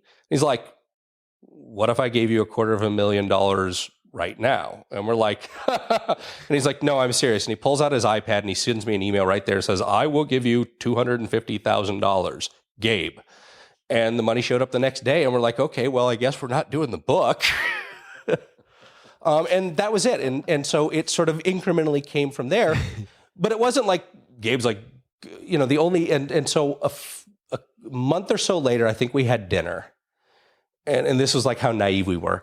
we had dinner at Canlis in Seattle because it was like super good at the time, and Jason Franny was the chef there, and we're like, we should go there. And Gabe's like, I thought Canlis sucked. And we're like, no, it's really good now. So we took him to Canlis, and we're chatting about the culinary world, and he's just sort of trying to understand how our world works and asking us questions like how we're thinking about our business.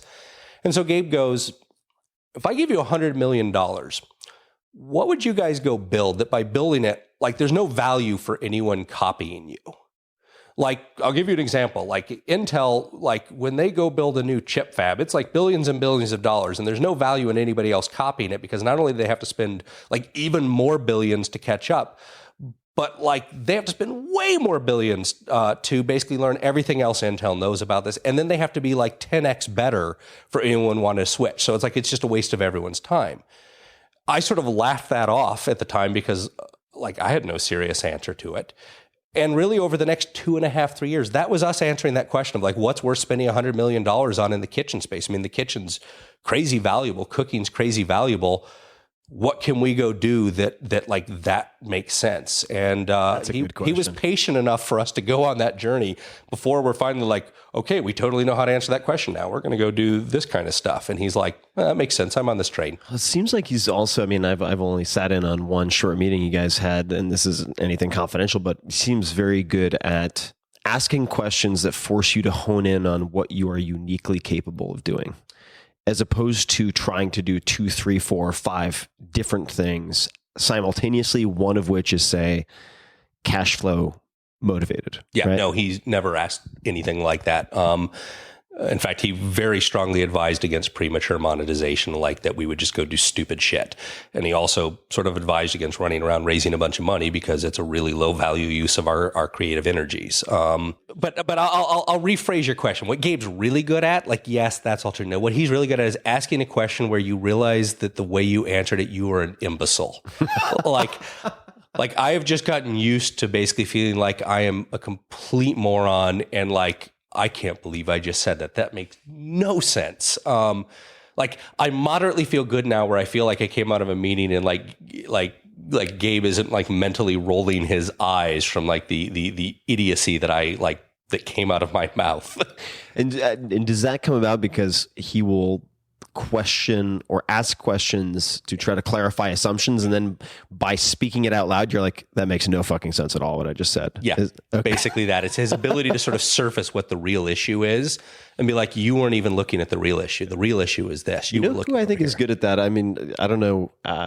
You've spent a fair amount of time with Matt Mullenweg. I think Matt's also very good at that. Yeah, Matt's another person where I basically feel like a complete idiot. I also think, like, I look to Matt and go, I don't know how you know that much. Like, I think Matt might be one of the best people I know at running a company and how he builds people up. I aspire to be that good someday. I remember Matt asked me at one point, we were flying around. We went to a few word camps together because I use WordPress and, I've since become an advisor to Automatic, but that's relatively recent. And I was really worked up into a tizzy because there were a bunch of sites sharing PDFs of the 4-Hour Workweek. So this must have been really early in my sort of career as such, like 2008 or so. It was like Rapid Share, I guess, or a number of these sites.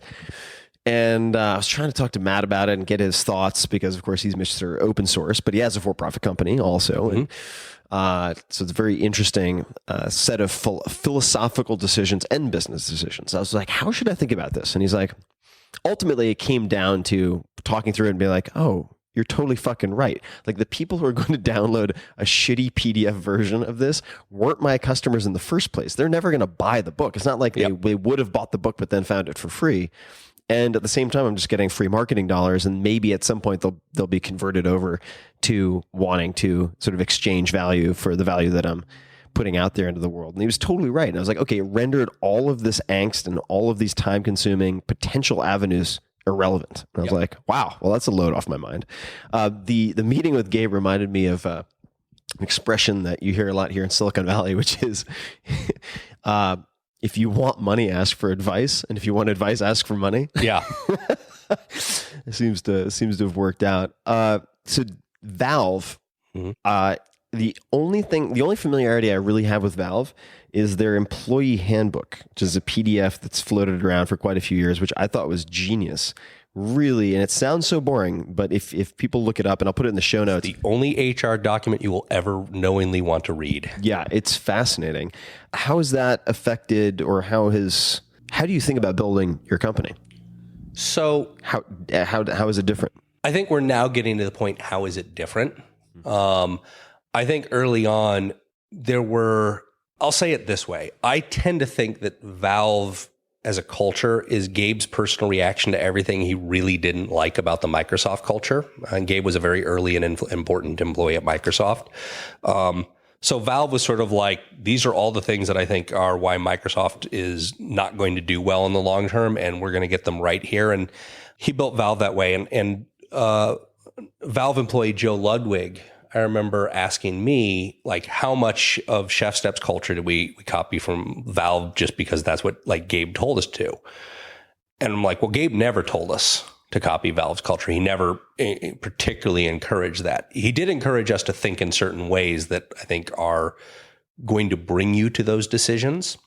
But in a sense, Microsoft culture came from Bill and Nathan, and I worked for Nathan for 5 years, and I worked on projects that reported to Nathan and Bill for another year after Modernist Cuisine was done. And I can tell you, in my estimation, the Microsoft culture came from those guys.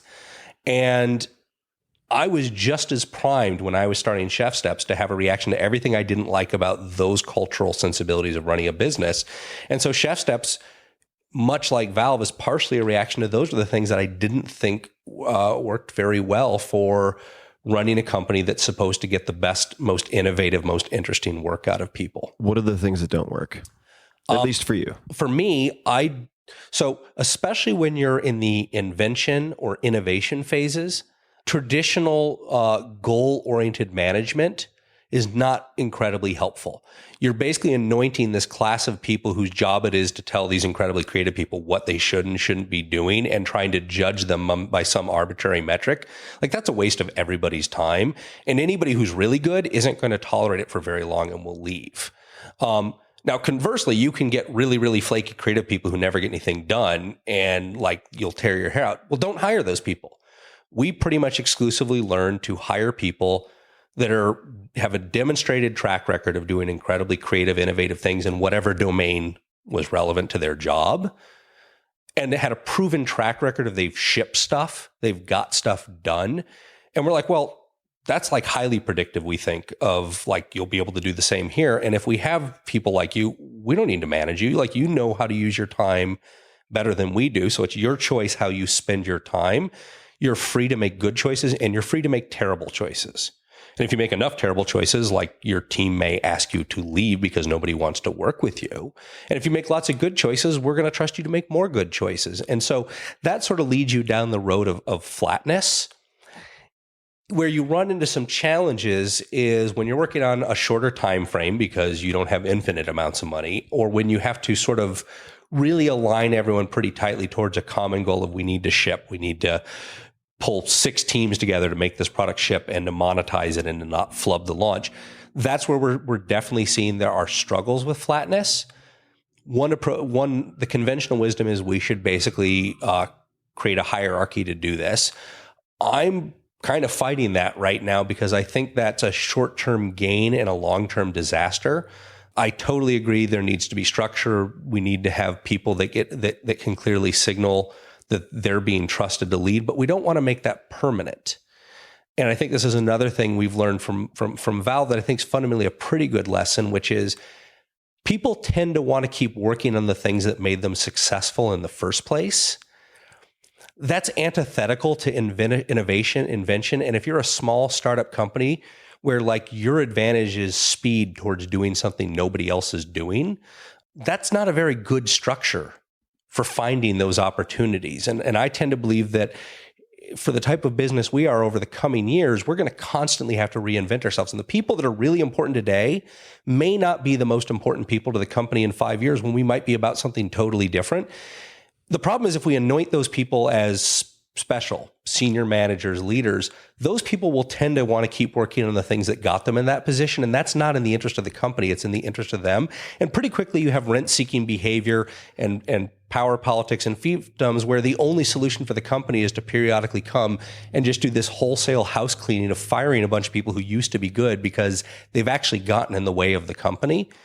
So we sort of took the attitude of like, let's just not create that structure in the first place. And that's why, even though we have the tension now, we're pushing out a very complex product where we have to hit a lot of things right. And there's a real emphasis on disciplined execution. Taking the short-term easy way out of let's create a bunch of people who are managers of this process, like I'm totally convinced that will fuck us up in a couple of years. Are there any books or people who have most influenced how you make business decisions? I think there's quite a few people. I'm always looking for perspective. I think Matt actually has influenced me a lot. I think there's people within Chef Steps, Michael Natkin, who's sort of as close as we get to something like a CTO. He's certainly influenced me a lot on how to think about some of the technical decisions we make. In terms of other people that come to mind, absolutely Gabe and people like Jan Bernier over at Valve have influenced my thinking a lot. My father's influenced my thinking a lot. I read lots of business articles. There's some stuff. There's stuff that I think a lot of people in the Valley read that certainly I pay attention to it and I think about it. And some of it I think is pretty right on. And I think other stuff is like super wrong-headed. So I don't know that there's like any one person I'm looking to. The other thing I come back to is I try to look at the data, and I really try to. I'm sort of prone to changing my mind a lot, and it can feel random, but it's almost always because I'm seeing something in the data that I thought was true, but the data is saying it's not true. And so I have new information, and I think the only rational thing to do when I have new information is change my mind. That can actually feel pretty randomizing to a team. So I'm trying to find ways to buffer that, or to at least help them reach the point where they're changing their minds too, without it just, basically Chris has changed his mind. That's not a good outcome. So we tend to bias towards people who are pretty quantitative in their decisions, especially on the business side, where we say, well, like, let's listen to our customers. What is the data really telling us? What are they really telling us? And let's make sure we're not fooling ourselves with anecdotes. Yeah, I found two books very helpful for that. As someone who is, I wouldn't say particularly mathematically inclined, or who got derailed by a bad teacher in 10th grade, if I want to point fingers. I support that finger pointing. One which I want to actually go back and reread or listen to, and I believe it's available for free on audio, is High Output Management by Andy Grove. Mm-hmm. And the other, which I think is helpful for conditioning oneself or others, if it's kind of prescribed as reading, for spotting cognitive biases and learning to try to trust the data, is it's a fun read too, Predictably Irrational by Dan Ariely. So to shift gears just a little bit, I want to talk about goal setting. Of course, that's maybe an underlying layer upon which many other things are built, almost by definition. But can we start with gliding? What is competitive gliding, and what are some of your goals there? So competitive gliding is, there's different ways of doing it, but as I usually practice it, we're in gliders. These are big 15 to 20 meter sailplanes, made from carbon fiber, fiberglass composites. And we're usually basically racing the sun. We get all of our energy for competition out of the fact that the sun heats the atmosphere, and that causes differential heating. You get thermals, which you see birds circling in, and puffy clouds at the top of. You get winds that basically may be lifted up over mountains that create lift. We'll get mountain wave, where the atmosphere actually starts to oscillate, and we can surf that for hundreds, if not thousands of miles. So no propeller, no jet. Propeller. We get towed up into the sky a couple thousand feet by another plane, and once we come off that tow rope, it's ours to go find energy. So it's like big wave surfing, except you're on air. And you can't see it, and you have to look at the telltale. So our job is to basically read where the atmosphere is giving up free energy. The way a race will work is we'll call usually turn points. And so they might be a city, they might be an airfield, they might be a geographic feature. And these can be 100 miles apart. more, maybe a little bit less. And there's cylinders around them, usually turn cylinders, we call them, where you can sort of imagine these imaginary cylinders in the sky that are anywhere from 5 miles to maybe 20 miles around a turn point. And our job is to basically decide when to turn in those. And get back to our home airfield. But the challenge is you're given a minimum time on course. So we have to be out for, say, 3 or 4 hours. And if you come back early, whatever distance you flew gets divided by the minimum time, which obliterates your average speed. And if you come way over, you might have covered more distance, but your average speed also goes down. And so the very best pilots will usually time it pretty well to get back within a couple minutes of that time. Over a 4-hour race that might cover anywhere from 300 to 500 kilometers. And what you're covering enough of the landscape where the sky is going to change on you. You've got to decide when to start. That's one of the other secrets is you get to, they open a start gate, but you get to choose when to start. And so there's a whole strategy and game theory behind when to do that. And the top pilots are all very good at this. So we call it start gate roulette, where like the top pilots will go out and be seen to go out, and a bunch of the lesser pilots will follow them, and then they'll try to duck behind a cloud, get lost, come back and restart, and then follow all of those people who are essentially acting as markers out on course of where there's energy and where there's climb. They're like the canaries in the coal mine. They're totally the canaries. I have been that canary when I was not more experienced, where I was like, oh, look, he's going. I should just follow that. I should just follow that person. Like, no, I was being suckered. And what's really interesting about it is it's physically demanding. It's actually, you're getting a lot of sun. You're pulling, we might spend upwards of 30% of the time circling, but those circles are anywhere from 1.2 to 1.75 G forces. Maybe occasionally you'll pull 2 Gs. You can actually pull a lot more in a glider, but that's atypical in a race. But you might be pulling those G forces of 1.5 Gs for 30 minutes or more when you're dehydrated, when you're getting a lot of sun. So it's and you're changing altitude, which constricts and expands your capillary system. So you're always having to pee, or you're always dehydrated, depending whether you're going up or going down. So there's this big part of it where you have to manage your physiology for several hours.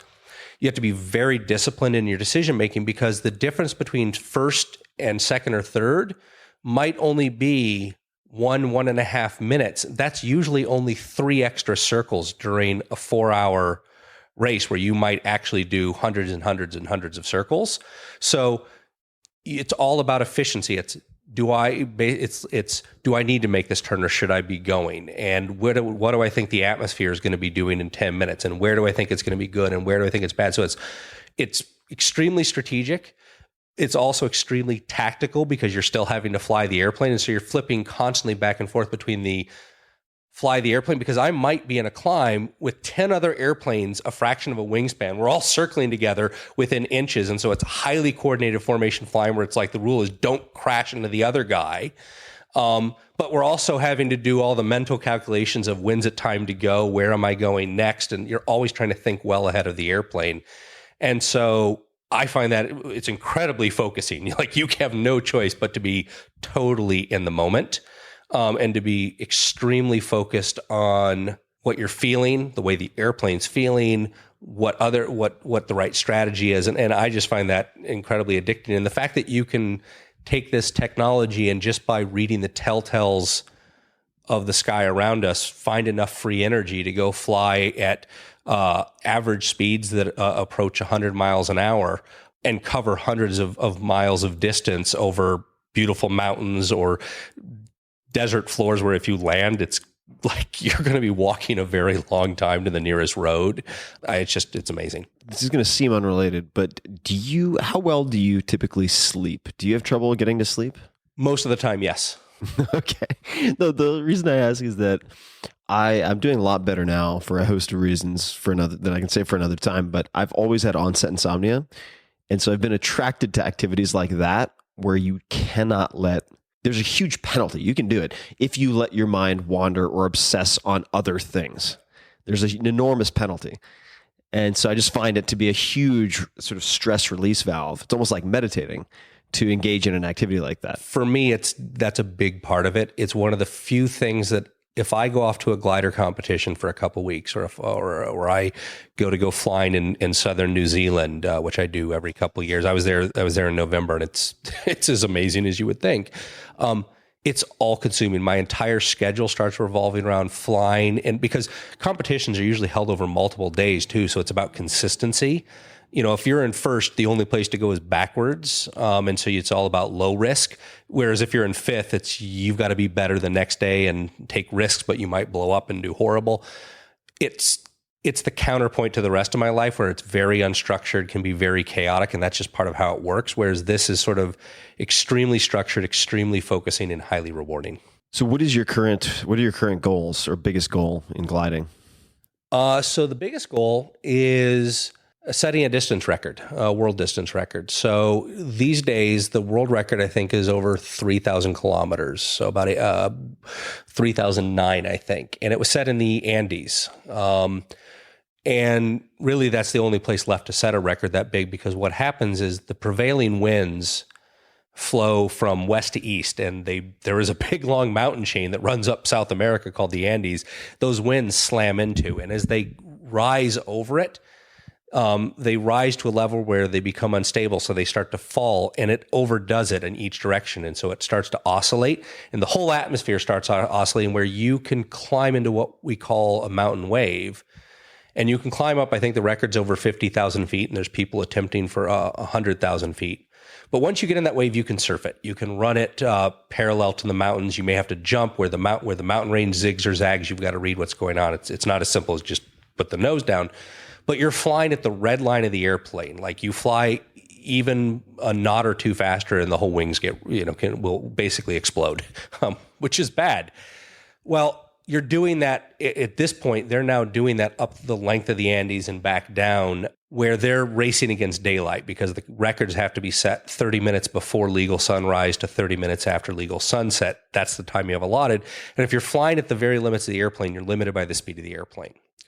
So I commissioned an airplane called a Duckhawk VNX, built by this incredible genius, Greg Cole, in Bend, Oregon. And Greg was applying new technologies, new manufacturing techniques to build an airplane that's about 40% faster than any other glider. Significant jump. That's a significant jump, and it's possible because he was trying to optimize for a very specific problem, and he was willing to use new technologies and try things that most people thought were a bit crazy. And either I'm crazy or not. And if it's the not case, then Greg's built an incredible airplane that is capable of doing what no other airplane is capable of doing. And so this is going to take several seasons of training. This kind of flying is highly technical. You really have to manage your physiology. You can go hypoxic, because you're usually operating at 20 to 30,000 feet. So you're on oxygen. You're solo in an airplane. It's minus 80 degrees Celsius outside, and you're dealing with winds that could be 100 plus knots. And how much space is around you? In the airplane? Yeah. I wear it, is the best way to describe it. It's very snug. You feel the flex of the wings. You feel what the atmosphere is doing, and you want to do that. And so the plan is, in a few years, is to start spending seasons down there, trying to do these big record flights. And there's both the airframe, and then there's the possibility of sensorizing the airplane, so that the airplane, in certain respects, can respond faster than a human can by automating the flaps based on what various accelerometers and MEMS gyros are doing. So this is where people at Chef Steps are like totally freaked out, because I've been writing my own firmware for controlling my automated flaps. Now, all right, so we were talking about like confidence versus hubris. What is compelling you to do that? Are there not other, because from what I've gathered, you're not a software engineer or coder. So do you have like such and such for dummies, and you're just putting together the firmware? Or why would you do it yourself? I guess versus twofold. So one, I'm lucky to be surrounded by a bunch of people who are in fact very good engineers, and I absolutely ask them for advice. And in fact, I even ask them for code reviews now, because like this is a little bit bonkers. The other part of it, though, is twofold. One, I like to know how things work. I like to know how they're built. And while I expect I will need the help and assistance of other people to fully implement what I want to do, I want to be part of doing that. I want to know why various choices were made or what the trade-offs are. Partially, it gives me confidence. Like, I'm used to working on my airplane. I'm used to understanding everything about how it's built. I'm relying on the software to do a lot of things to augment my abilities. I want to know how it's built. I want to know when it's going to might do bad things, and when it basically can't do bad things. It's a good answer. You're talking about the structure and required level of detail in gliding versus a lot of the rest of your life, at least let's just say in the professional sense, which is unstructured. So I had a note to talk to you about the value of a less structured day. And I was hoping you could just elaborate on that, because you seem to have both in your life. You need both, I think, or at least I suppose I need both to do some of the things I want to accomplish. In other words, absolutely no structure. There are certain types of things I'd never be able to accomplish. Gliding is one of them, but actually running a company requires a certain amount of structure. On the other hand, I spend a lot of my time inventing. And I don't think inventing is something that is very amenable to being structured. I think inventing, it's a bit like writing, where some days you're prolific, some days nothing's coming. Sometimes weeks, nothing is coming, and you start to get super nervous about deadlines that have come and gone, and like you're avoiding your email and your cell phone because people are angry at you. But those types of activities, they take the time they take. And I have basically found that I need to build part of my life highly unstructured. If I wake up when I wake up, if I stay up till 3 a.m, reading something, working on something, that's all sort of grist for the mill that's just percolating there. And in ways that I can't predict, but I've come to learn will come at a certain rate. That has, I've found in my career, allowed me to make certain leaps, figure certain things out, or come up with something where if I tried to force it or structure it, I would have taken a very predictable path, because it was like, oh, well, we just need to solve this problem, and this is how you do it, versus you have this flash of brilliance where you're like, oh, this is what we need to do. And that, I just don't believe that kind of creativity is very amenable to structure. And so I try to have part of my life, even though it can be kind of insane for everyone else, where like, if I want to stay up all night, if I'm going to get up late, if I have a meeting, it's going to get canceled. It's just like, I'm not structuring my time. It's my time to do whatever I want with it, whatever rate feels right that day. And I've started to find I need to basically carve out very big chunks. The minimum chunk seems to be about half a day, where like, don't expect me to be doing anything else, because I'm not going to guarantee it'll happen. I'm just busy letting myself enjoy life. So what does that look like, or what do you hope it will look like on, say, a weekly basis? So one of the not really epiphanies, but realizations I had a few years ago is that many of my friends who are highly effective human beings thought of batching certain activities on specific days of the week. In other words, it wasn't that they would check email, have meetings, set goals, brainstorm, and journal, and 15 other activities each day. They would batch certain types of tasks or unstructured time, right? Mm-hmm. And so for me, that means, generally speaking, batch recording audio on Mondays and Fridays, unstructured time for just creation, whatever that happens to mean in a given week, on Wednesdays from like 9 a.m. to 1 p.m.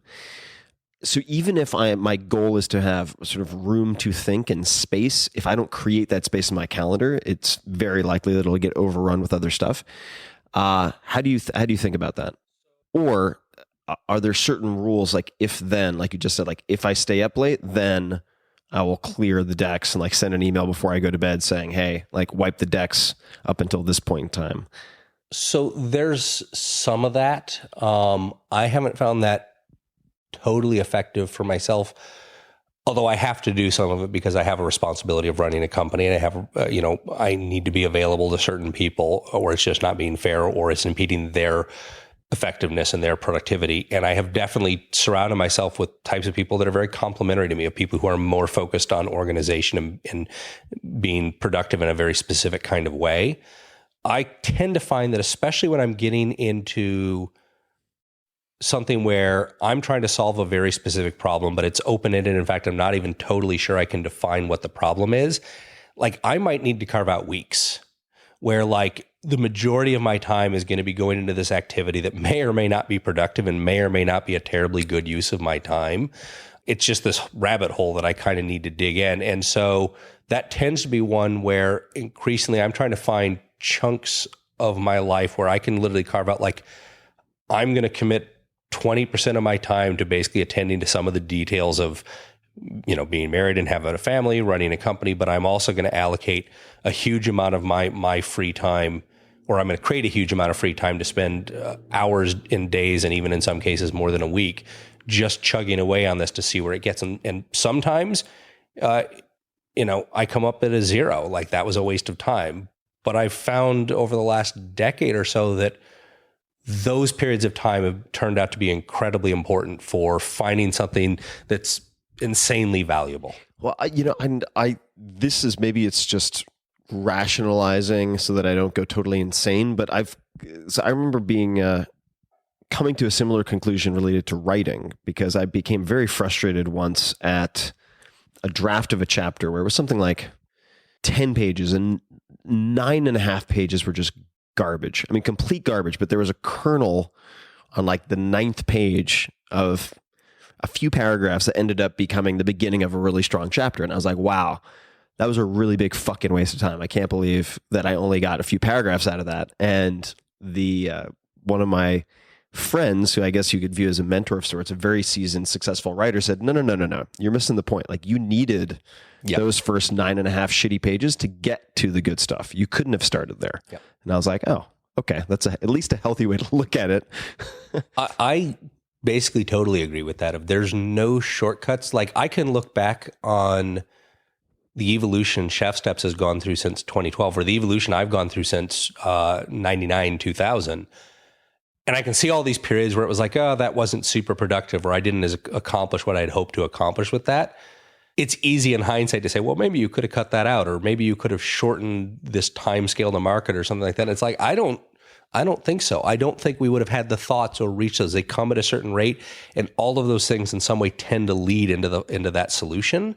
There's so much there's so many people I read that it's focused on efficacy and being effective and managing your time and doing these things as if there's, I don't know anybody like that sitting in this room that is about how to basically get there faster. And there are absolutely things in life that are amenable to going faster, but the really interesting stuff, the stuff where like nobody else is doing it, it really is a breakthrough, or it is an invention, or it is an innovation, or it's just a new piece of art, or whatever it is, it takes the time it takes, and you can't force it. Well, there's also, another way to, sorry to interrupt, but another way to look at it is, like, to optimize a process, there has to be a process. And if you're trying to connect dots that have never been connected before, or create the dots, there is no algorithm to tweak yet. Other people might argue differently, and I think there are some tools that I found helpful, like the Edward de Bono 6 thinking hats type of stuff. But generally, you're just sitting there fucking staring at your navel a lot, and waiting for an apple to fall and hit you in the head. You look totally useless. I'm working really hard. Trust me. I'm actually okay with that. People. And like, thankfully, you haven't asked this, because I have no good answer of like, what's your creative process? I have no idea. I could make something up. I don't actually spend a lot of time thinking about my creative process. I mostly focus on what are the interesting ideas that I'm having right now that seem worth pursuing. And for whatever reason, one may win out over another, or it pulls on me more strongly, and I just follow that. And that has like served me super well. It's like, you keep meeting these people, you keep doing these things, and I've just pulled on threads and follow where they go. I want to hit you with some rapid fire questions. Number one, what is your creative process? No, please describe for the next 10 minutes your creative process. When you think of the word successful, who's the first person who comes to mind, and why? My father, because I think he's actually had a pretty happy life. He has a family around him. He's achieved some business success. And he's done a lot of things that he's created a lot of meaning for people. And so I admire that, the fact that he has created a lot of meaning for people in his family. How so? What type of meaning? I suppose I would answer it by, it depends on who we're talking about. I think in the world of his employees, a lot of the employees have been there for as long as the business is around. They find value in it. They find it a meaningful thing to do with their lives, and the fact that there's been that loyalty to them, and they've clearly felt that it was a valuable use of their time. That was meaningful for his family. It's the fact that we're still a family, and that he's created meaning for me and meaning for my brother and my mother, and more broadly speaking, our extended family. We had lots of exchange students growing up, especially through high school, and they still come back and visit, and they're coming back with their families now, and they really attach a lot of importance and meaning to their time with my family, and that was really created for my father and my mother as well. So how did they create that bond? Or what were the ways? Because that's unusual. That's unusual, right? It's atypical. I mean, I guess I never thought it was that atypical, but because I think they were very inclusive and supportive of these people, and made sure they had a memorable year, and that they got to do fun things as a family, felt included in our family, and even after they'd left, we'd stay in touch. We'd go on trips to Europe and we'd see them. And so, I think that, even 20 years later now, we're still having reunions. And I think that's created a lot of meaning for people in their life. Other than your dad, if you had to pick a second person, dead or alive, doesn't matter. Fictional or non-fictional? Winston Churchill. Winston Churchill. Okay. Why Winston? So I think there's a great series of books, The Last Lion by William Manchester on Winston Churchill. And the third volume actually just came out a few years ago posthumously. But the first two, which really only got up to his life at the outbreak of World War II, like it didn't even touch on everything that happened after World War II started. Like, I just remember being like, he was a best-selling author by 20. He'd fought in wars. He was, one of the highest paid writers. He was an important member of parliament, all of these things. And you're just like, he was a fascinating individual.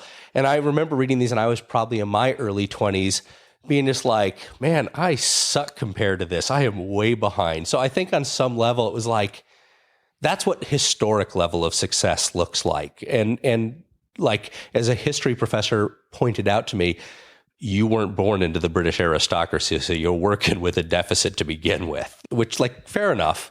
But I think I've always looked at things like that as being like of lasting significance. And I suppose that drives me on some level. That description makes me want to see a celebrity deathmatch claymation of Winston Churchill versus Ben Franklin. Oh, Churchill's totally taken Franklin down. He was a cripple then, and Churchill has him on mass by at least 5x. Plus, he's drunk. He was a big unit. Yeah, and he could hold his liquor. Do you have any superstitions? And the reason I ask is that I find it, in a way, a stress reduction for me to prize a handful of superstitions, because I try to be so hyper analytical in other areas. Like, I don't like using red pens, for instance, which I think I picked up in Asia somewhere. They don't like using red ink for a handful of things. Cheersing with water, don't like it. I don't know if this qualifies as a superstition, but as much as I said, like, I'm about lack of structure and stuff, I certainly found as a writer that it was incredibly important for me to have certain things just so with writing.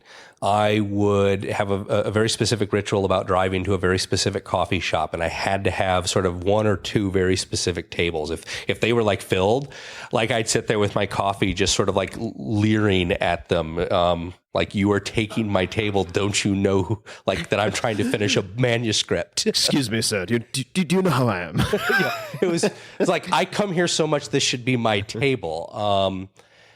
So that's one of these things where, like, I actually really, really struggled to write if I broke that pattern. So I don't know if it qualifies as a superstition, but I certainly found, like, having the it's almost sort of like you need to, like, walk in a circle 3 times and, have this particular mug or none of the magic will work. It's totally one of those. And so if, like, something would go missing, like, it was total freak out. Like, I have to have that or I'm doomed. So you drive to the coffee shop. Yeah. What were the characteristics of the table that made it the right table? It was in a window. It was a 2-person table. It sat in such a way that people weren't terribly intrusive when they were coming or going, like, you weren't constantly getting bumped, but there was a bit of activity behind it that sort of provided just this white noise that allowed me to focus.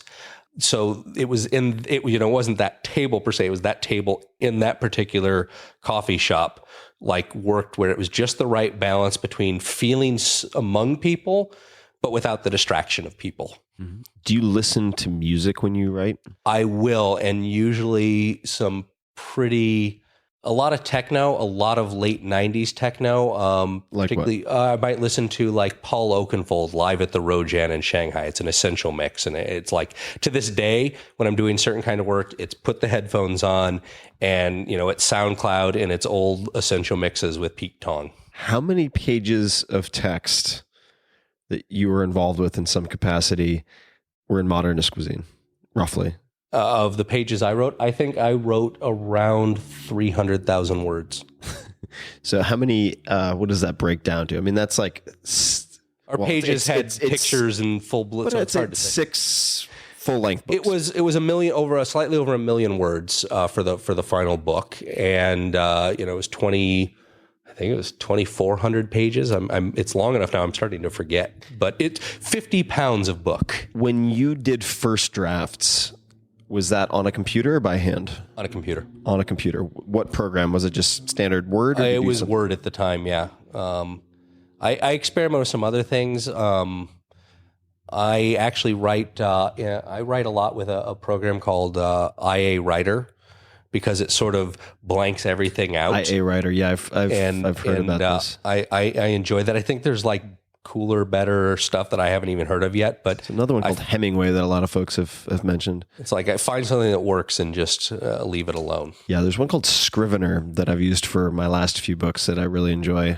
It's the reason I like it is that you can lay out all of your chapters within a single window on the left-hand side, like a vertical scroll, and you can move them around, dragging and dropping into, let's say, sections, and then you can have a split pane on the right side showing the text that you're working on, and then have your research notes below it, which I just found so incredibly helpful for the last 2 books. How do you edit when you have, say, your first brain dump of stuff?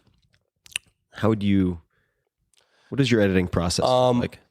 There's like, what is my good editing process? And then like, what is the battle I must fight? My tendency is to actually edit myself as I write and do a lot of polishing that really would be better served after I got the words out.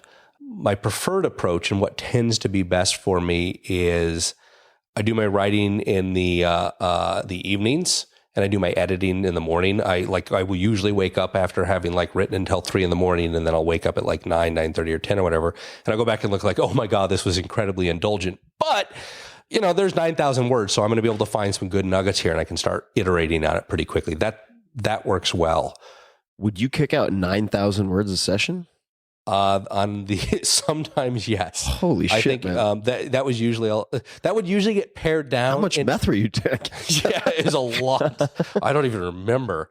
That could end up that might end up at something like 1,500 words when it's done. It'll be a lot of slop. Sometimes it'll be whole sections where it's just like I'll leave it there and just picked up again. So it's a total mess at that point. But there's ideas to work with. I got the ideas down.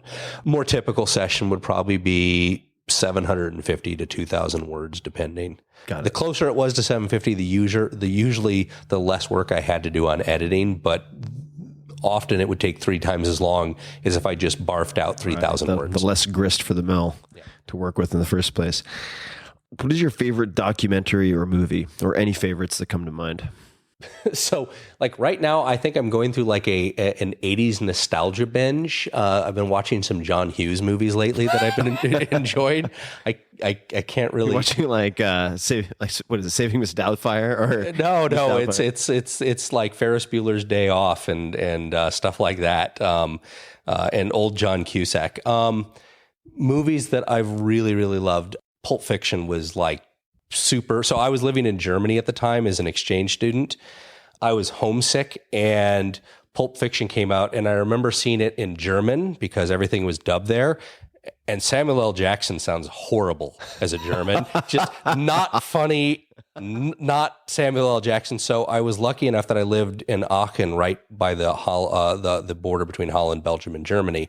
So I remember driving to a town called Harlan and seeing it in English, and it was like so great to basically just see this movie in English after I'd been like hearing nothing but German and was super homesick. So like that movie still stands out as a movie I love. Documentaries? Any documentaries? So this one's sort of I'd call this docudrama. It's partly documentary and it's partly not entirely true. The Right Stuff.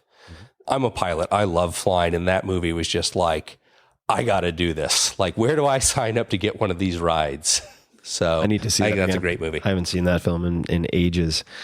What purchase of $100 or less has most positively impacted your life in recent memory? So I'll give two answers. I bought a new electric tea kettle. I used to have all the stovetop kettles. Like, even though I knew that it was vastly better, I underestimated how much better my life would be by having an electric tea kettle so that I can have like tea actually quickly and more or less on demand with very little fuss. So like, I think I have an OXO clear, one button, nothing fancy tea kettle, and it's flipping awesome. So much so that I've like now bought them at work too, so I can just have them everywhere. So that was great. And I don't remember exactly what the price is, but I'm going to go with it anyway. I bought the Wii DJ Hero for my 9-year-old son and me. And it's awesome because one, he loves it and loves doing it. But two, I totally won't let him win. I used to briefly DJ back with some techniques in college. It was like my way of going to a fraternity party without having to go to the fraternity party. Like I get paid to go DJ and do them. And so like when we get to like the scratching competitions and stuff with Jack, like I totally can't let him win, but we have so much fun with that. So I think that might have been just over the threshold, but in terms of like make my life awesome and time to spend with my son, it's great. If you were to teach a 9th or 10th grade class, what would you focus on? What would you teach? Tough call.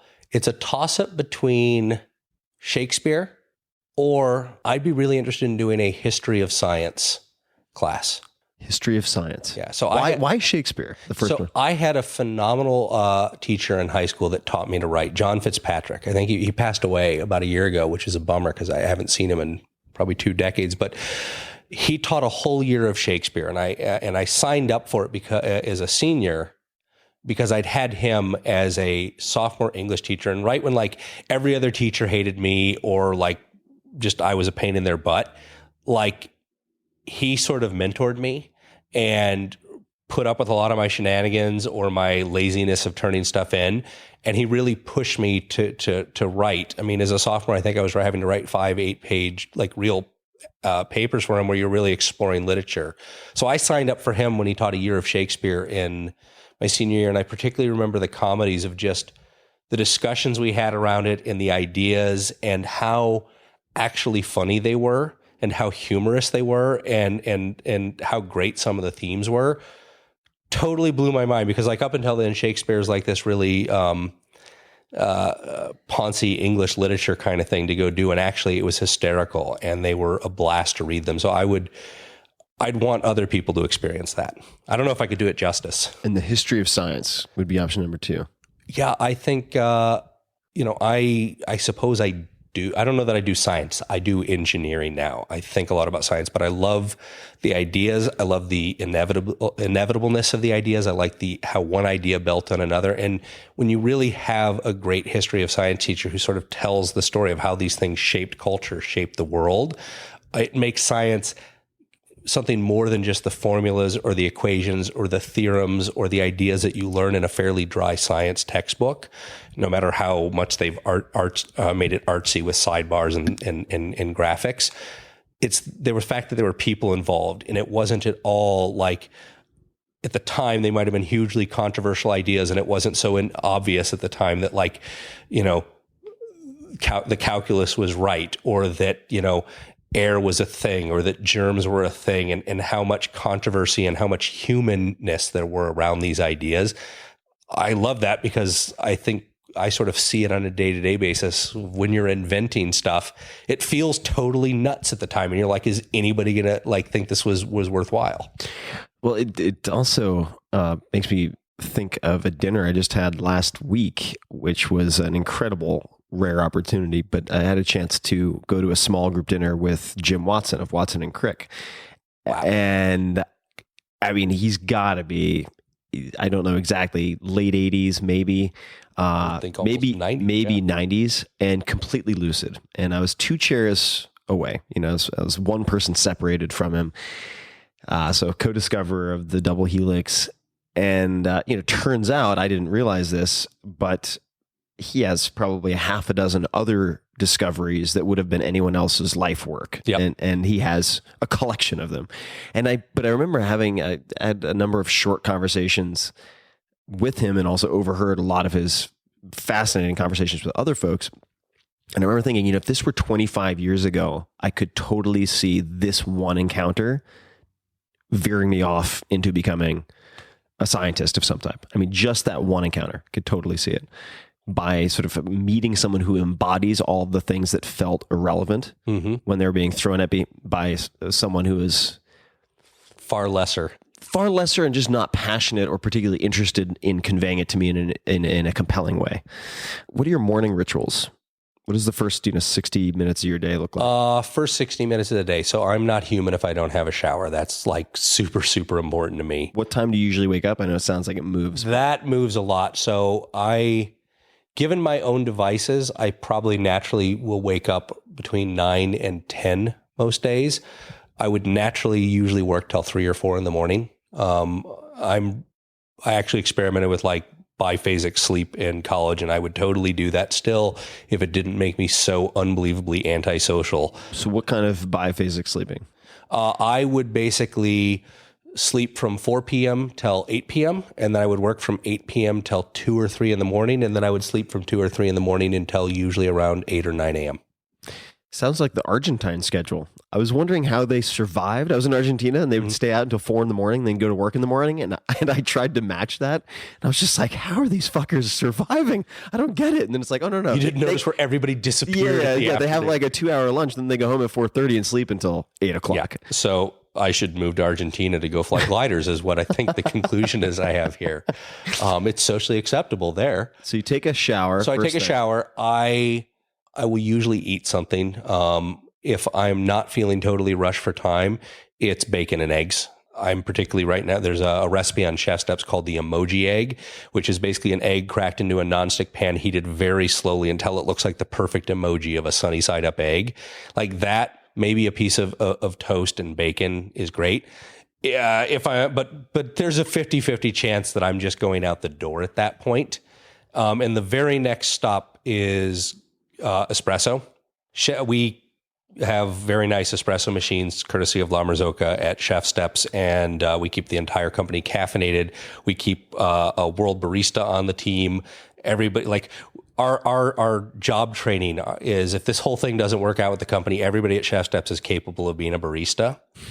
So you're in the right town for it too. You're totally in the right actually, town. you probably have a lot of stiff competition. We got to raise the bar. But, so I start the day like many people. At that point, I will have a latte at work, usually a more traditional size, a 5 or a 6 ounce latte. I don't like a ton of milk, but it's like, that's kind of the ritual of, okay, now I can start dealing with whatever I need to do. If you did not have machines to help you make espresso, how would you make a good cup of coffee? I'd make a tea.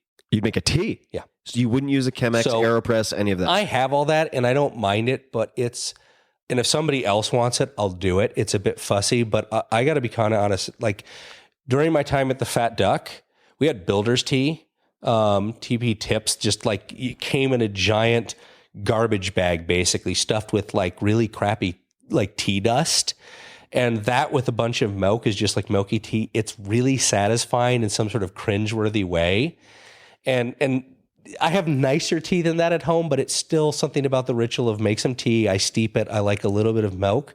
And if I'm writing or something, I can drink gallons of that and not feel guilty. Like I'll need to go to the bathroom a lot, but it's really satisfying. And it just like, that's my break. Every 50 minutes or so, I need to make another big mug of that. Builder's tea. Builder's tea.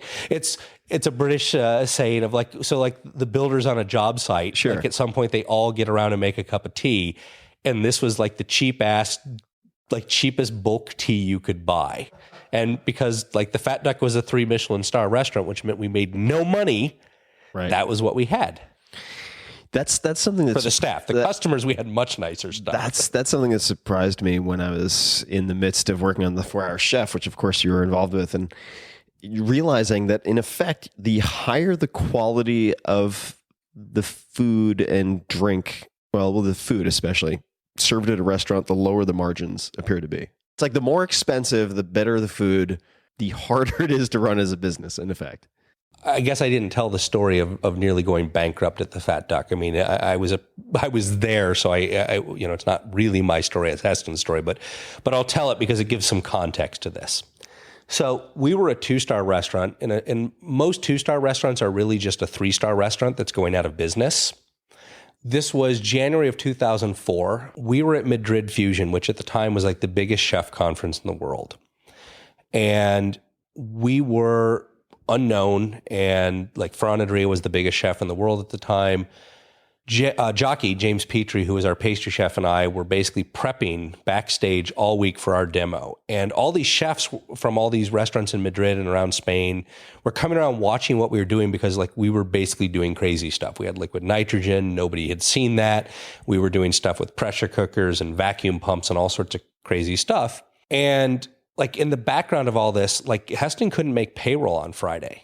And so there's like a ton of stress on his from him about that. And like, we were at this really lavish event and we were super well taken care of. Meanwhile, back in Bray, like couldn't pay the bills because there were no customers or not enough customers. And I remember we were out for lunch with Nick Lander from the Financial Times. He was their food critic. He'd taken us out to lunch, and we were coming back to the conference, and we were slotted like last slot in the day. Everybody's usually gone by then, but because of all the craziness people had been seeing us do all week, there was a buzz going around of like, you've got to stay for this. You've got to stay for this. So Heston got the order out a little bit. We basically give that presentation at like the 6:30 p.m. slot. Get a standing ovation from like the 800 chefs in attention. Ferran Adrià jumps up on stage, throws his arm around Heston and says like, this is the most important chef cooking today. And we're like what just happened? This is amazing. Well, next day we go to lunch, and it's, we're chatting with Nick and all this, and we come back and like, we think the restaurant's going to be done. Well, Heston gets a call from Rasheen, his assistant, and she's like, I just got a very strange call from the Telegraph saying, what does it feel like to be the third chef in the UK to get their third Michelin star? And Heston's like, well, the guide's not out yet. So somebody must be pulling your leg. And she's like, well, I thought that. So I hung up and I'd called the paper back, and they confirmed a journalist was working on this story. So we're all kind of sitting in the car looking at each other like, well, this can't be true. And Nick just goes, if it's true, let me be the first to congratulate you. And then right after Heston hangs up from Rasheen, Derek Baumer, who is the head of the Michelin Guide, calls Heston's cell phone. Is like, I understand you're in Madrid. We usually like to come in and tell you in person, but congratulations, you've earned your third star. And so we're all gobsmacked. And what nobody knew that night is we had 0 customers. The next day, the phone was ringing off the hook, and 3 months later, we were voted best restaurant in the world. And that was actually really how close it came to basic total implosion.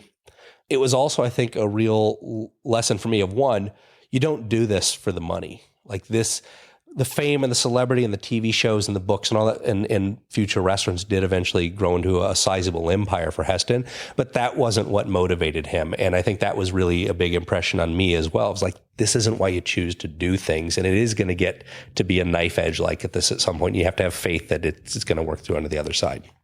I have no idea where that. No, it's a great story. It also makes you wonder how many people who would have been the best in the world or recognized just missed it by that razor's edge. Like they one day, right? Like the demo came a week after they already missed payroll, and that was it. Yep. Like they couldn't do it, which is why I think one of the dangers in a place like Silicon Valley is you see these exceptional successes lionized on magazine covers, but it's a lot like the survivorship bias you might see in like a Barron's or something, where it's like you have all these amazing mutual funds that are advertising how well they've done for the last 5 or 6 years. And it's like, well, those are like the 5 out of 1,000 who managed to get here all gone. by skill or luck, and you don't know.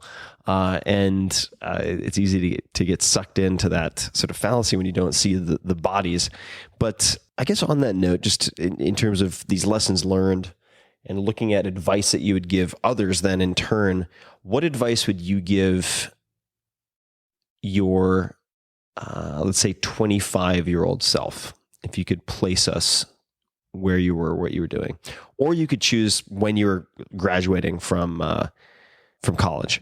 Graduating college was a very diffuse thing for me. I think it was actually in 2003, I actually applied for my degrees because I needed them to get my British work permit. It was one of those, I'll leave the back door open because I'm technically just on sabbatical and I could always come back. Even though I stopped going by 2001. I think so I don't know that like when you graduate college is all that relevant to me. I think the more interesting question is, what would I basically tell myself in my later 20s? I think the advice I would try to give myself is to dispense with a lot more of the ego and hubris. I'd ended up in a very influential position at a very famous place that felt like you were on top of the world. And that does go to your head to have that success that quickly, that early, to be recognized for it. And then to have a string of other great things happen. You know, you're surrounded by people that are telling you you're doing great stuff, how valuable this is, how important you are.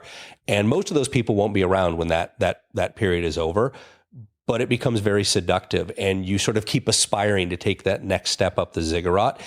It's totally irrelevant. It's a total waste of time, but it will make you a giant asshole. I think that was something that it really took over the course of Modernist and subsequent to Modernist, and actually even founding Chef Steps, for me to really grapple with and find comfort in the fact that I'm not really that interested in celebrity or those kind of accolades. They're nice to get. They're no longer motivating for me at all. And chasing those actually really made me a jerk because it got me very focused on who was getting credit for what. Mm. How did you make that leap? I mean, a lot of people would prefer to be in that or of that mindset, right? And not be seduced by the celebrity, et cetera. I mean, what was because it had to be incredibly destructive. You know, for me, I spent 5 years at the Fat Duck. I did a bunch of work I'm incredibly proud of, and there's many people I can still consider strong friends, but it was also realizing that I had created a future it wasn't tenable for me to stay for much longer. Because I was so hard-headed and so obstinate that it created a lot of friction between me and other senior members of staff because I was pushing for something that I was convinced was right, but it basically made me very difficult to work with. And just because you're right, you're only going to get away with that so many times. And so that was sort of the realization that a restaurant like that is built on teamwork. And yes, some people can be doing really valuable work. And yes, some people can be exceptional or special. And they do get certain amounts of dispensation. But if that gets abused, you're not going to be in a tenable position. As soon as basically you've delivered your value, people aren't going to want to work with you for much longer. Working with people at Modernist, there was a lot of people on that team where very talented, exceptionally talented, very difficult people to work with. You know, everyone involved in that project was accomplished, was skillful, and had a pretty big ego to match and was pushing to do something exceptional. We all got the work done. At the end of it, nobody really wanted to do that again together. I was actually lucky enough that like Grant and Ryan and I still wanted to work together after that. But if you look at most of the team, we sort of scattered to the wind. It was like, okay, the book's done. We don't want to work as a team. With Chef Steps, one of the things that's really become clear to me is I work with 50 of the most exceptional people I've ever worked with. I'm amazed at what they do and what they accomplish. The worst thing in the world for me would not be not being able to work with those people and see the types of things they can do. So I've really found a lot of my satisfaction is how do I enable other teams of people? How do I enable other people to do their best work? That's on a good day how I feel about that. I mean, I have the same tension and struggles I think anyone does. It's not like you suddenly flip a switch and you're perfect. It's more, I have seen how teams get blown up. I've been a participant in that. And that's really a long-term destructive pathway to be on. And at some point in my mid-30s, it was like, do you want to stay on this pathway or do you want to be able to do big, ambitious things that take talented teams of people? Because if so, you've got to learn to basically check your ego so there's room for other people to do their best work. Yeah, and something, I mean, I've struggled with this as well as also the shifting your focus from, and of course, not always getting it right, but from being right to being effective. and choosing the battles really carefully. I was chatting with a pretty well-known political advisor, not because I have any political aspirations, but he's become a friend of mine. I think there might be an opening for you this season. Right. It's not too late. Oh God. Yeah. Who knows? That's a whole separate wine necessitating conversation. But his advice to me at one point, we were having wine and eating pizza on cheat day. It was great. This was in Venice, California, not Italy. And I was telling him about the multitude of places where I wanted to start initiatives, have an impact. And he just said to me, he's like, you should kind of think of this like a 6-shooter. He's like, you have 6 bullets. Mm-hmm. And he's like, you get 6 bullets each year, maybe every 2 years. He's like, what are you going to use them on? And that's how I've started to think a lot about kind of conflict resolution or just conflict in general. Like, is this the fight? If I only get to have 6 fights, like, is this one of the 6? Am I going to spend a bullet on this? And it's tough. It's tough to follow your own advice when it comes to that stuff when you've been rewarded for so long for being a stubborn ass. That is actually exactly the problem, is when you are talented, when you are good at what you do, people will tolerate a lot of stuff as long as it serves their purpose or as long as it's useful. But you will get no runway as soon as that's over. And that's unfortunate because we're all going to hit rough patches. We're all going to hit patches where you need people to basically cut you some slack because you're not firing on all cylinders. If you're basically insistent on being right all the time and controlling everything, you're not going to get that slack. If you could have one billboard anywhere with anything on it, what would you put on that billboard? I think it would probably have to erect it outside of my high school. Okay. I think I might have to erect it outside of my high school, and I think I don't know exactly how I would art direct this, but it's going to be something to the effect of, "It all worked out anyway." High school was not a great time for me. I love it. Just this is the last question. Any ask or request of the people listening? Anything they should ponder, consider, do, or otherwise? And then we'll get to where they can find you and everything you're up to, of course. I have 2, I guess we'll call them call to actions. So 1, if you're into cooking, if you're curious about how cooking works, come check out what we're doing at Chef Steps. If you are interested in new tools, things like that, we have them. Also, if you're essentially an awesome engineer, whether a software engineer or a physical hardware engineer, or you're just amazing at something and you can relate it to cooking at all, we want to hear from you. We want to work with more people who are passionate about cooking and have skills worth adding to the kitchen. So that's the Where would they find? They can go to chefsteps.com. They can go to chefsteps.com. There's a jobs link at the bottom. If you don't see anything on there, roll your own job description and tell us why we should basically take a serious look at you. We've hired applied mathematicians. We've hired musicians. We've hired a lot of unusual people that have found ways to add incredible value at Chef Steps. So we're pretty open-minded there. And if you just want to basically find some awesome cooking content or inspiration for the kitchen or buy some pretty damn cool tools, that's another good reason to check it out. The other thing, gliding. I have tried to introduce several people to gliding. I haven't yet to take you up, Mr. Ferris. I'm up for it. But I've taken Matt up. I've taken quite a few, and I've got a pretty good hit record of turning people into glider pilots. This sport could use more people. It's awesome. It's a blast. It is incredibly compelling. So check out the Soaring Society of America. And if you're, in the Bay Area, William Soaring is a phenomenal place to learn. There's a bunch of William Soaring. It's up near Sacramento, but there's a bunch of other good clubs around here. But I would encourage a lot of your listeners to check out gliding. It is a hell of a thing, and it is a incredibly welcoming sport. What was it? The Soaring Society of America? Soaring Society of America, SSA. All right. And there you have it. So where can people, if anywhere, say hello on the social media and whatnot? Do you participate in such We shenanigans? do. So you can find Chef Steps on Twitter, Facebook, YouTube, chefsteps.com, of course. And there's an app, and there's probably a bunch of social channels like Instagram and others that I don't even know about yet. Perfect. Well, Chris, it's always fun to hang, and we will have more adult beverages in Seattle and elsewhere soon, I am sure. But I appreciate you taking the time. Thanks, Tim. It was fun. And for everybody listening, you can get links to everything that we talked about, all the goodies in the show notes at 4hourworkweek.com/podcast, as well as all the past episodes. If you want to hear my chat, which involves some tequila with Matt Mullenweg, for instance, then you can find that episode there as well. And until next time, as always, thank you for listening. Hey guys, this is Tim again. Just a few more things before you take off. Number one, this is 5 Bullet Friday.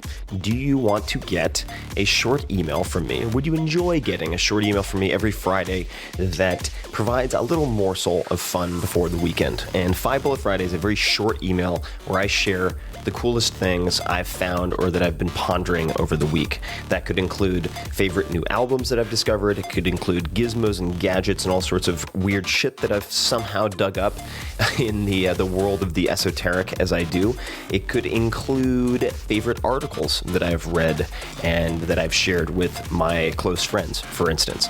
And it's very short. It's just a little tiny bite of goodness before you head off for the weekend. So if you want to receive that, check it out. Just go to 4hourworkweek.com. That's 4hourworkweek.com, all spelled out, and just drop in your email and you will get the very next one. And if you sign up, I hope you enjoy it.